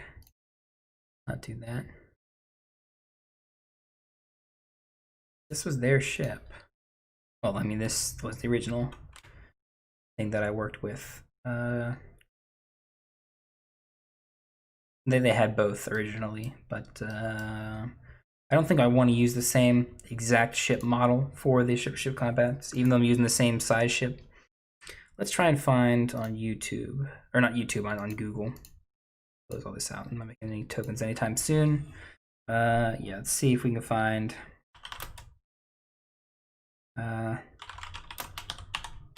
small ship. A single. Ooh, I like that. Yeah. Okay. Yeah. Neutral party makes some incredible maps. I mean, this is still kind of a 2-mass ship. It would technically be the brig category, but it's fine. I think we can get the players to believe. I can just tell the players, yeah, it's pretty close. Let's save it. DnD maps, and I have specifically. Where's the ship maps? There. All right. And we will open this up. Nope, not tokens. Maps. Ships there. And we will pull this on here. We'll have to do some trimming. Can we do that here? I may need to do that. I may need to do that separately. Why did I close this out? Yeah, this is definitely not what we need to do right now. Or at least we can't use this. Well, we're going to be using this, but I need to cut this up first a little bit. Ships. Okay, let's. In this. Okay. Let's edit. Let's crop this up. I just want this bit. Yeah. Damn it. Cropping with just the stupid whatever this photos is, this regular Windows photos is. I don't know. Terrible. Terrible, terrible, terrible. I want to say more words.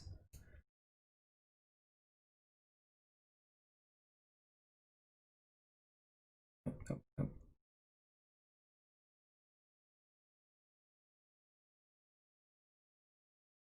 Okay, let's save a copy. Perfect. Now we'll use this. I can't drag from there. I got to drag from the sheet again. Perfect. All right. So yeah, I think the best way we do this is to show that these ships are physically smaller than theirs, which, ooh, yeah, one problem is this already comes with a grid, which is actually pretty close to what my grid currently is. Let's maybe just a front.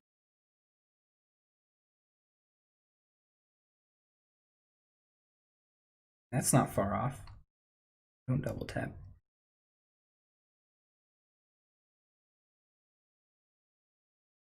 Need to make it bigger? No. What am I doing? Other size here. There we go. Okay. Now that lines up pretty good. Pretty good. And then I can just copy this. And what I'm going to do, paste. I'm going to rotate it 80. So that when we finally get into a ship-to-ship combat sort of thing with these guys, both these ships here didn't make this way too wide for what we needed.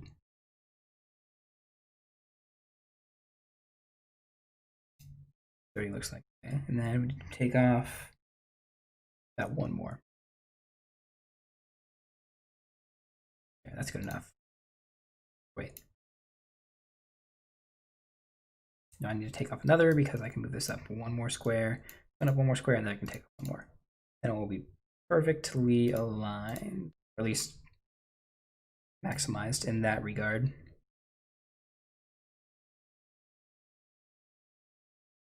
So I don't know why Roll20 does this. It cuts off that little bit there. Maybe it's probably because zoom is off a bit, but oh well, not the biggest deal. And this is lined up good. This one we need to line up again. I guess not again, but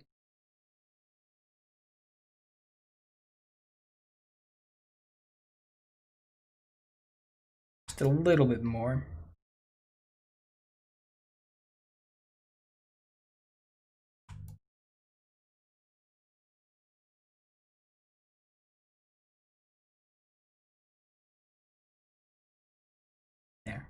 Okay, that's about as lined up as I need it to be. Let's see. Well, when we get the new characters in, we can pull them over. I mean, I can pull over these at the very least, just so I can have the guy standing on deck. Sort of start things up. Let's see. All right, so this is where we're actually going to start building the encounter. So I've got, yeah. So the last encounter, I sort of ran something like this. I had this Rillis was the captain. Here are regular pirates. I think we'll probably still use these regular pirates. 25 health. They are just, I think, glorified. Are pirates normal? Are pirates typical dude? I think I gave him more health and just based him sort of like a thug. Pirate bosun. No, I think I pulled them all from, from Pyro Bosun. 12 health, 27, or 27 health, 12 AC. Yeah, that sounds about right. Sea legs. Yeah. So these are the fodder guys. They got 25 health, means they can probably last 2 hits, maybe 3. They also can be one shot. I think 20 to 30 health is a good sort of not pushover enemy, but like still a fodder enemy. Like range. So about how many do we want for these guys? So let's go to the, how many characters do we have? Well, we have 4. We're gonna have 4 4th level characters, and then these 5 guys, which are all pretty much 1st level. We've got what, 5 of them? Yeah, we got 5 of them. So I mean, I'm just gonna put 5 5th level characters, because I mean, altogether these guys. Well, let's just do 6. I think that's more accurate. All these guys equal about somewhere between 1 and 2 5th level characters. All these 1st, 2nd-ish level guys here, because I mean they have some decent health. They have more health than one 5th level character should. They definitely deal more damage. So yeah, I think if we balance this for 6 characters, 6 5th level characters, I think we're okay. 7 might even be more accurate. Let's see. We're gonna have, I think, 2 captains, which I think we're gonna keep about the same tier as Rolus. We just copied him over. So his CR, well, it's probably 4 or 5-ish. Let's just put 4. See how that is. And if we put like 8 of these guys, CR for the bosons are 1/2. Yeah. That's a hard encounter, which means it's gonna probably be super easy for these guys. I mean, if I put 5 here, then it seems deadly. Do 10 and I do 4. That's finally deadly. So yeah, I think that's a good start. 5 on each ship with the captain. I think we'll aim for that. 1, 2, 3, 4.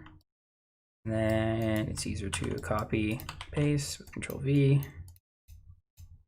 Yeah, get all these guys onto the ship as well. Perfect. And then I'm gonna make. So these are just standard old pirate NPCs. Let's see, Rolas, you're dead, but we'll keep you here. But I will use you as a template, so I'm gonna duplicate you twice. Actually, I probably need to duplicate you once. Do that copy of Rolas. And then, I mean, this is, I'm gonna take him off. We're gonna have a new captain's name. What do we want? What do we want? Do I have, where's my name generator? Here, it may not be here.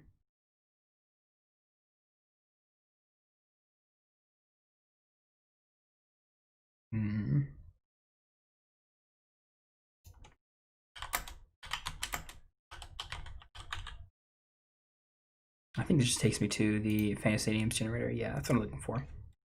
Sometimes, if I'm not inspired to make up a name immediately on the spot, let's do bounty hunter names. Yeah, let's go with there. Yeah, there we go. Let's have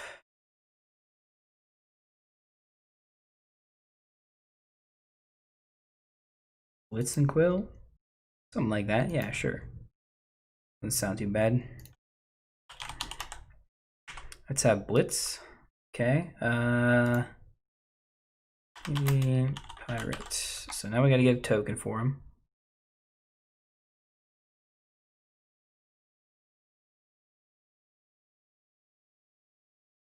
There's our regular pirate token that we got it from.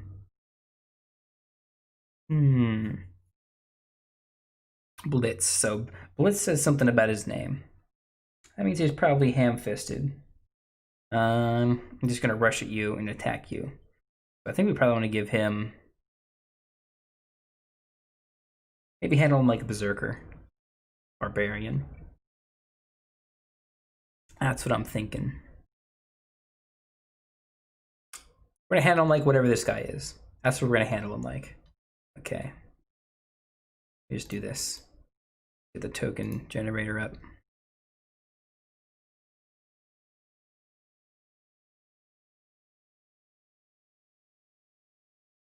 Okay. Let's give him a different border. Not crazy different.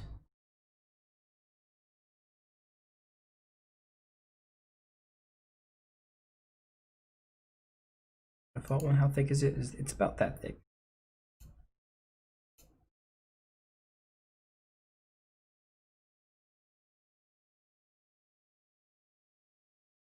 Background is white.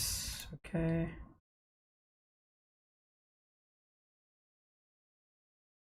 I want it to be visible that he's got the flail sort of thing. That'll be his main weapon. He's got a hook for a hand, which is sort of typical, but I think the flail is just going to be his main weapon. I may give him an offhand sort of bonus action thing with the hook. I did that with Row last too. Yeah, so we got this. Let me go to downloads, rename it. No, I clicked delete instead of rename. That's okay. I know how to control Z.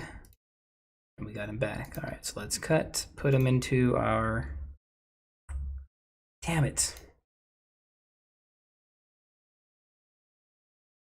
Open up the game again. This is what happens when I get excited about all my ideas. Accidentally close out the game. All right, wonderful. Let's go to Blitz. Just where we named him. Oh, we did. But I didn't save it. So we got that open. We can paste here now. You can see it will show up at the bottom. Perfect. All right, and then as that's loading, now we can put them on. We'll put them on the North ship. Probably make it a plank or something to put across here. Or maybe they just leap and I just tell them, yeah, they've thrown ropes across or something. Maybe I should probably do some more research to look into how exactly boarding and keeping a ship held works exactly. That's not super important. The players will probably understand once they get underway. The problem is I don't want to be throwing.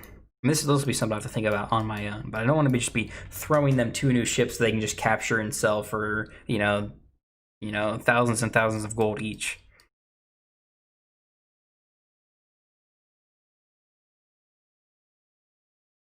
I'd be fine with them capturing one, just not both. Whichever. I think I can handle it. I think I've got a couple ideas. Okay, let's go to Blitz. Let's start building him. So you are Blitz, not Rollless. Don't need a capital L. You are whatever you are. Armor class 13. You look like you've got some chainmail. So let's do 16. I'm just writing chain for myself. 75 hit points. That sounds about right. That sounds fine. Strength, let's do 16 now. Don't need to go too heavy changing the stats and stuff. The mechanics, the combat stuff is the most important thing. He does not have a javelin of lightning, nor does he have a light hammer. But The hammer's going to use main attack, and we're just going to rename it to flail. Is it a flail? I mean, it's a ball on a chain. Sort of as simple as you can get with a flail. I mean, most of the time they have like a rod or something, but I'm gonna bump you up to at least 6. It's gonna be piercing because the spiked ball, of course. Do I want to make it piercing and bludgeoning? I mean, that's sort of complicated, but 1d4 piercing and then 1d4 bludgeoning. And we're also at 3 because of his strength.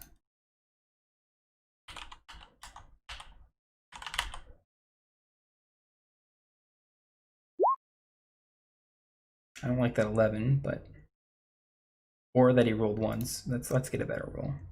Let's get something that will actually hit someone. There we go. 13 damage on a hit.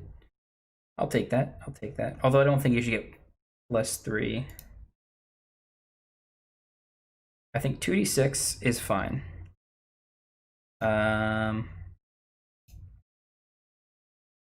If I don't give him +3 on both, of course.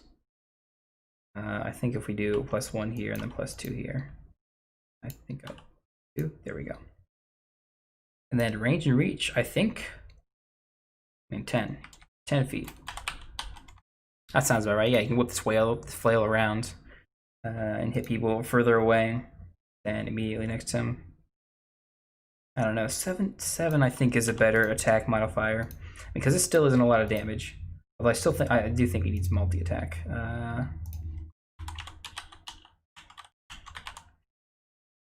So just so I remember that enemies have multi-attack, I don't do anything other than just write an action called multi-attack, and oh yeah, there's it. So I remember when I'm clicking on his attack, oh, he's got multi-attack, and that generally is enough to remind me how many attacks he has, which he's gonna have 2. He's just gonna have 2 attacks like everyone else, and maybe he forgoes a hook or something.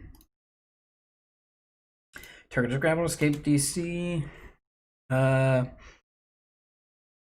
Yeah, this maybe I'll run it as a bonus action thing. Maybe I'll just take away a flail attack and give him one of the hooks instead. And the damage is not super important, but let's see, DC 14.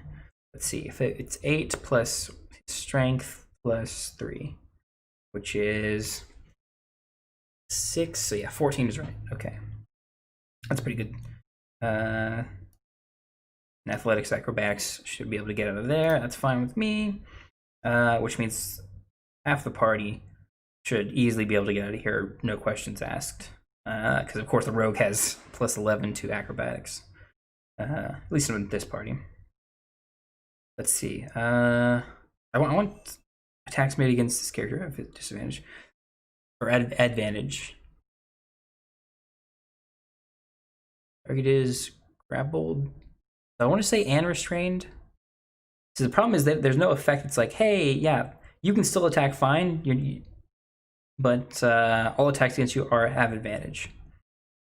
Like restrained is attacks have advantage against you, and you have disadvantage to attack anyone else. So it's like you can still do shit, and you probably can't move because you're probably grappled as well as restrained, because those are 2 separate things. I don't think they overlap. But there's no effect. It's like, oh yeah. You just have enemies have advantage to attack you. I think we gotta write our own thing. We can't just use a descriptor condition. Target is grappled, escape DC. So he's grappled. That I definitely want in there. I'm just gonna put down.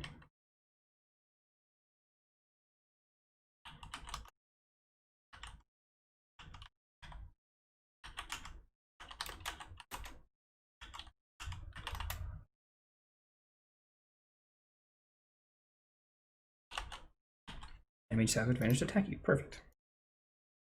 How does that look in the roll? Aside from me rolling terrible. Oh, it's should be +7. Well, I'm still rolling terrible. 11, I think, doesn't hit any of the main characters. Damage doesn't matter. But yeah, enemies have advantage to attack you. It's fine.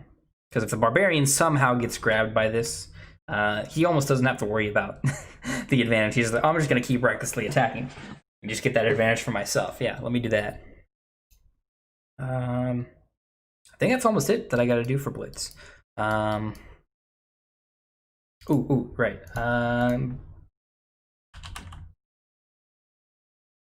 Zerker.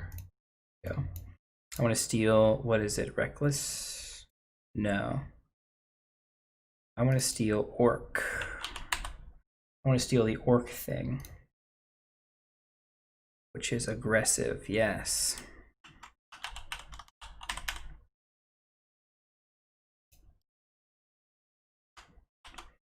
And we just change that. The pirate can move up to speed towards a hostile creature. You can see. Perfect. That way he can get into combat real quick, get into the thick of things. With 16 AC, 75 health, he can stay in there for a while.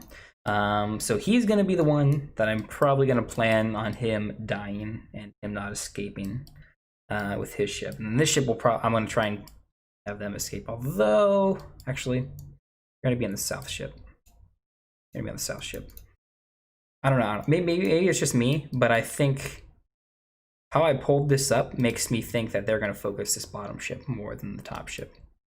Or maybe that's more because I have most of the characters on the sort of push toward the south end here. I think yeah, that's sort of a DMC thing. Like if you start an encounter and you have all the character tokens and stuff placed closer to like this side of the boat, I think they're more likely to go after that ship first, and then maybe not ignore this one here. There's definitely going to be people, the characters who are just like, we need to go after that, or I need to go after that and take on this ship.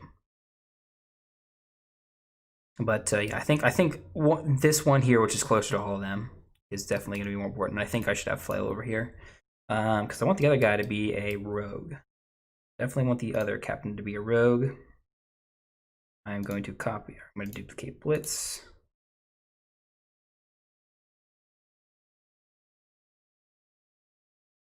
What do we want to name this new guy?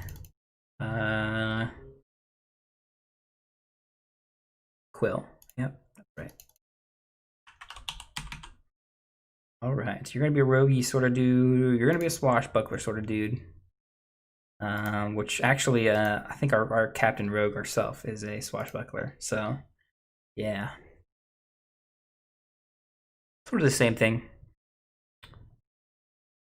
They're gonna be able to attack and then not have to disengage when they run out. Although I think I will give him the rogue abilities bonus actions. The kind of actions.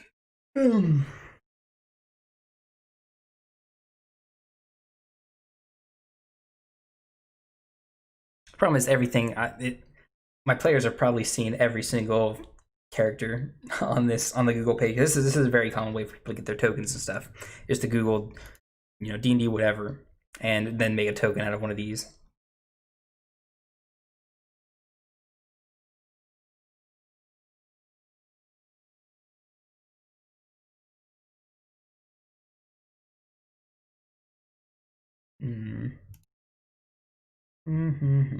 And there's a lot of really good ones that I could use.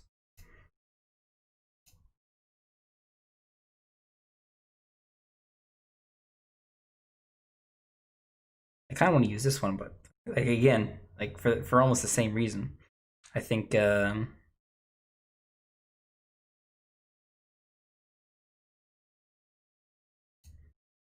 it's almost too common of a. I expect that everyone has seen it before.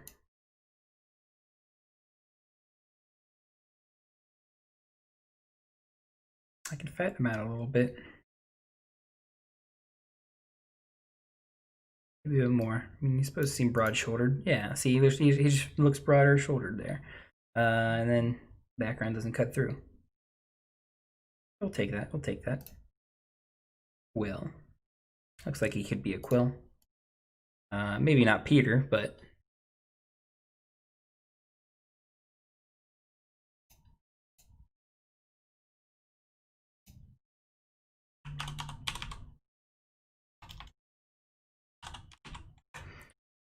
Cut and paste. Once I get back the tokens, I gotta open that up.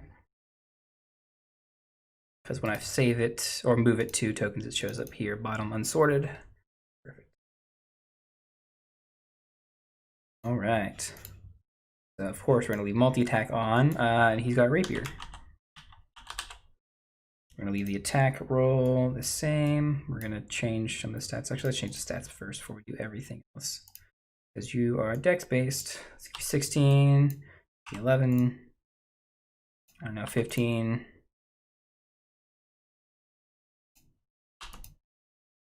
Do that dex save. And you're not aggressive. You have, what's it called? Let's see if I can remember exactly word for word how rogue cunning action is worded.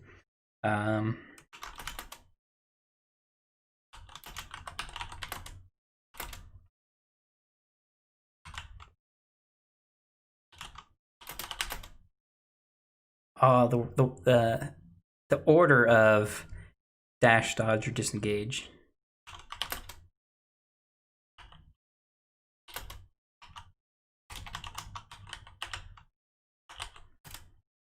Is that spelled right? I feel like that's not spelled right.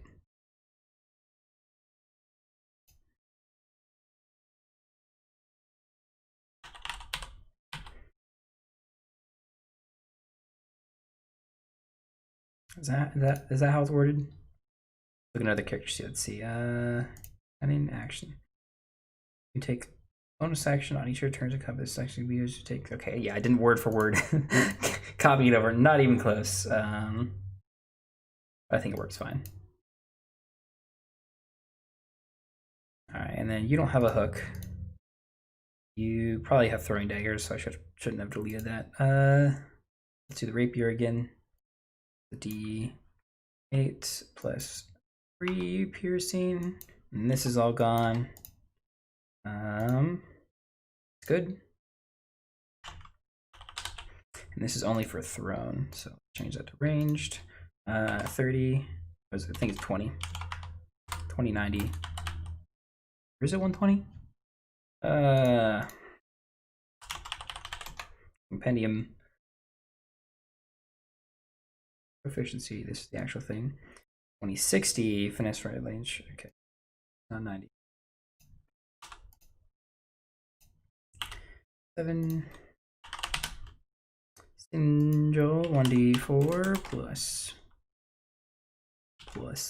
3. Piercing.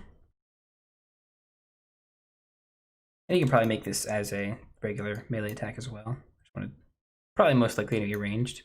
And just need a poison dagger.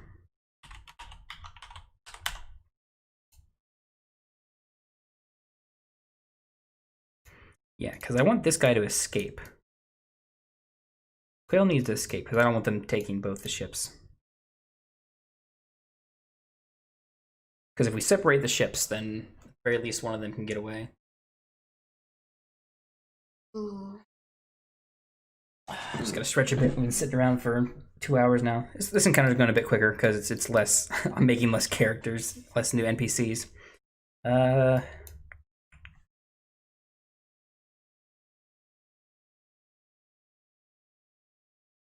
Yeah, poison dagger. Let's see. What paralysis poison?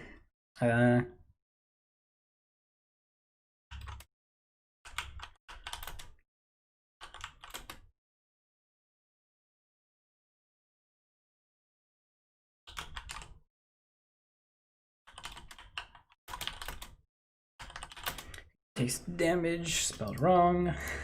And the dagger. DC. I don't know. 15. Con. Save. Or.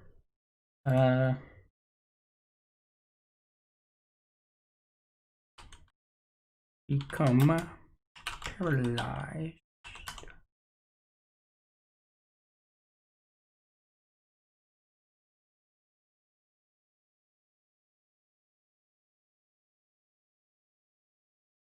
There we go.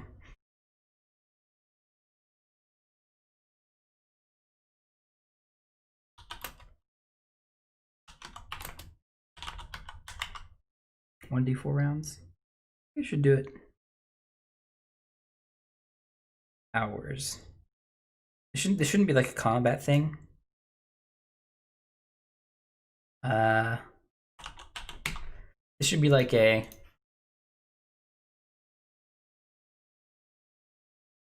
Yeah, this is like, hey, yeah, I need to disengage this ship from these guys. The captain should probably be with the ship, so he's going to like disengage whenever he's fighting, throw a dagger. It's probably going to be at a PC. Maybe not. Maybe I should not specifically target Gronk, the barbarian, with super high con. I mean, it could be one of these guys. It could be anyone in general, other than the high con guys, if ideal. If not, whatever. Maybe he just succeeds. That's part of D&D. If this doesn't hit and he succeeds on the save, then yeah, the poison dagger does nothing. But yeah, if it does hit, the idea is that yeah, whoever that is, you know, they're not going to chase after these guys with someone paralyzed for the next, you know, even 1 hour, even if I roll minimum on the D4. For the most part, he's going to use both the rapiers in combat, and that's pretty good. I like that. Yeah, that one's good to go. That's next ship fight. Yeah, I like that. Okay, and that's 2 encounters. So I want to do a third. I have another quick third idea. For an encounter. Let me go to the world map. Not that it's gonna. This is just here for me to get inspired and think where I could put it, because sometimes just where I could have an encounter is a good idea. All right, I'm gonna do one more encounter. Just off the top of my head, it's gonna be. It's not technically a sea monster, but if they're like out at sea or out at an island or something, I think we'll have some sort of like flying creature attack them. Let's see, what sort of flying creatures do we have? Oh, Melvy, yeah, hey, how's it going? I have not streamed in a while, and I have not played Tarkov in a while. Let's see, let's filter these out to see what sort of monsters we got. Let them all have a fly speed.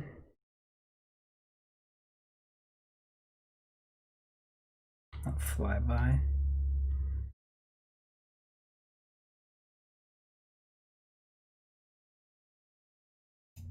Everything that has a fly speed, okay. Let's do that. You're doing good? That's good to hear. Yeah, I sort of toned down. Well, I stopped playing Tarkov pretty early in the new wipe. I don't even think I made it to level 10. I don't know. I think I've played a lot of Tarkov.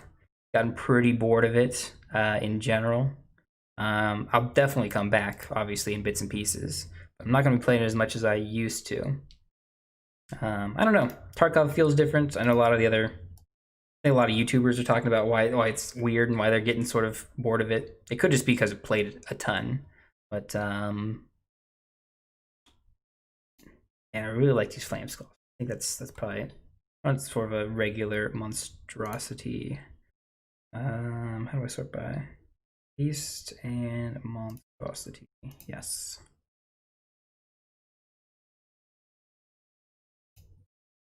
Emia? What is that? Legendary resistances? That I like to hear. Magical resistance. Ooh, song-based? Grave calling song? What are these? 20 feet walk, 50 feet fly? What is this from? Mythic Odysseys of Theros. Ooh, that does sound like this would work perfect, whatever this is. RP Matriarch, okay. Yeah. Emia. Okay. I think this is supposed to be an individual creature. What is Ephemia?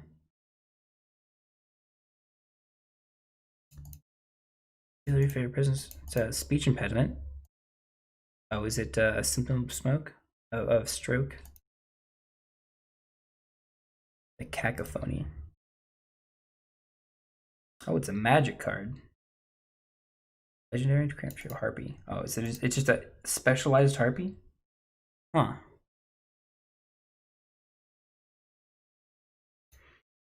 Let's see. We've got bite, claws, sort of normal creature. I mean, I would like to use 2 of these. I think these are supposed to be.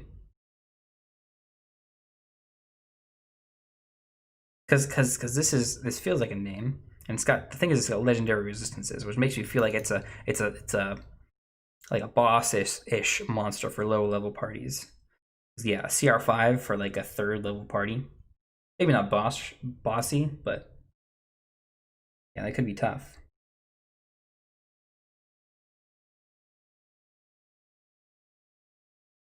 I can't go too far down here. Terrafolk, pterodactyl folk. that's quite that's Tomb of Annihilation. Yeah, of course it is. Hippogriffs and harpies are weak as hell. I mean, not that they're terrible. They could definitely be. They could definitely be a good.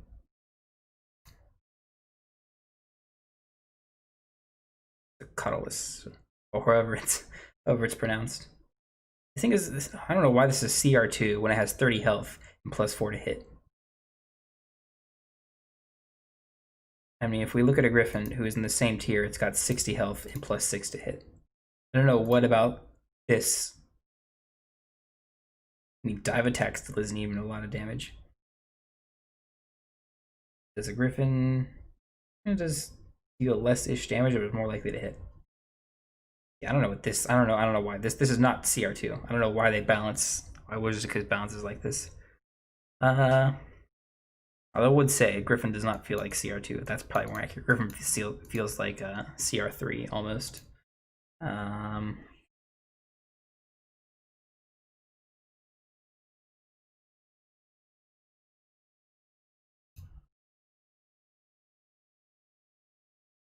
Skyjet Rock. That is from Guildmaster's Guide. Oh. Magic card as well.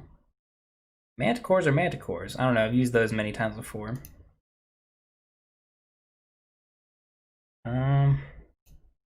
Maybe I use Manticores again.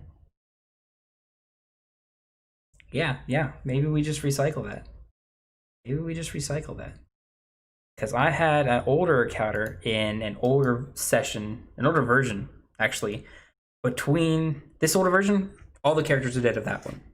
It was still this Eivor-esque campaign, but it was not. It was when we were on the other map and we were still on the land, and I had not switched over to a pirate campaign because we switched over to a pirate campaign because everyone died.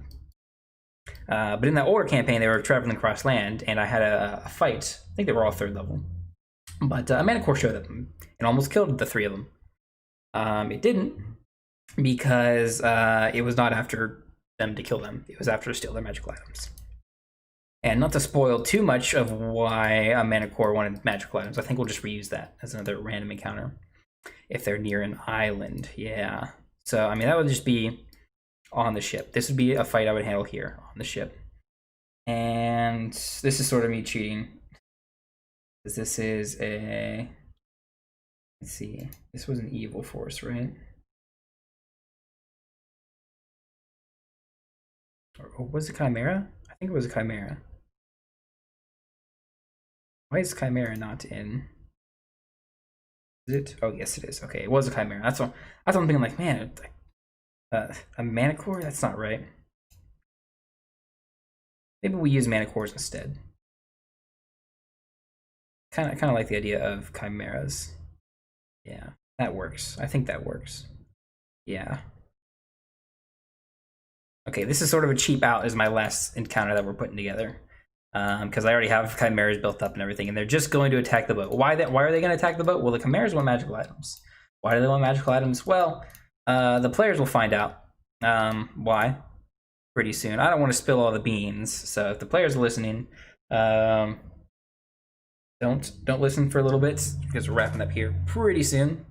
But yeah, the idea of an encounter where a Chimera is ordered by its master to go find the magical items, because maybe their master has some sort of detect, magical item spell, and and is coming, or knows that the party has magical items and stuff, and the Chimera maybe has like a crystal in its head or something that tells it where the magical items are, and it takes it. Maybe you can smell it.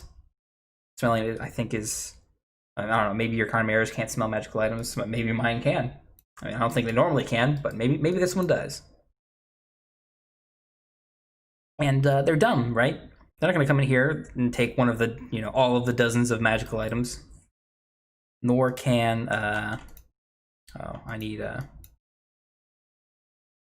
move these GM layer, because the party will probably be on this sheet plenty, and I don't want to just put this here, because this is sort of the ship sheet. We go back and forth between the map and the ship, the brig.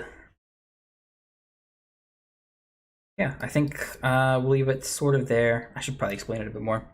But yeah, the master, their master, whatever, just sends them out to steal magic items, and I think I can easily like make this a much harder fight for them than like I can make a deadly or even more than deadly encounter with Chimeras, because they don't deal a whole lot of damage on a single hit, so they're less likely to kill someone outright, unless, like, I don't know, their fire breath, it can't really crit, but it could deal 31 damage and kill, like, Tom, who only has 10 of 10 health. It can easily kill him in one shot. Or Knack there, the little kobold dude. Jinbei's pretty weak too, because he's only a first level monk sort of man. Fish man, monk man. Yeah, so yeah, 2 Chimeras I think is pretty good, because even if those are too tough, are those too tough for them? Let's remove row. CR6. Oh, it says hard. So maybe it's not a hard fight for them. But if it is, that's not a problem, because they're going to show up and they're going to try and steal 2 magical items. That's what they're going to do. And if it's too easy a fight, well, they're just going to show up and they're going to, take someone down and take 2 magical items, or maybe one, maybe just 1 magical item. That's fine. And I should try and get a powerful magical item from them. Yeah, I think that's a good little random counter for that. And that's 3. We did 3 random counters today. I want to stream more of this. I don't know if I'm going to be doing specifically more random counter building here, but I want to do more. Do I want to do more just for this campaign? Maybe not. Maybe I want to do something else. But if anyone, for some reason, because this is going up on YouTube, and if you're watching this on YouTube, if you watched all 2.5 hours of this, I thank you. This is awesome. I don't know why you think this is awesome, because as far as I know, I and my players are the ones who think this is awesome. But if you think it's awesome, I think that's awesome, and I really appreciate it. And I'm hopefully going to be doing this more often. So if you like this, there's going to be more, and I really appreciate you coming along.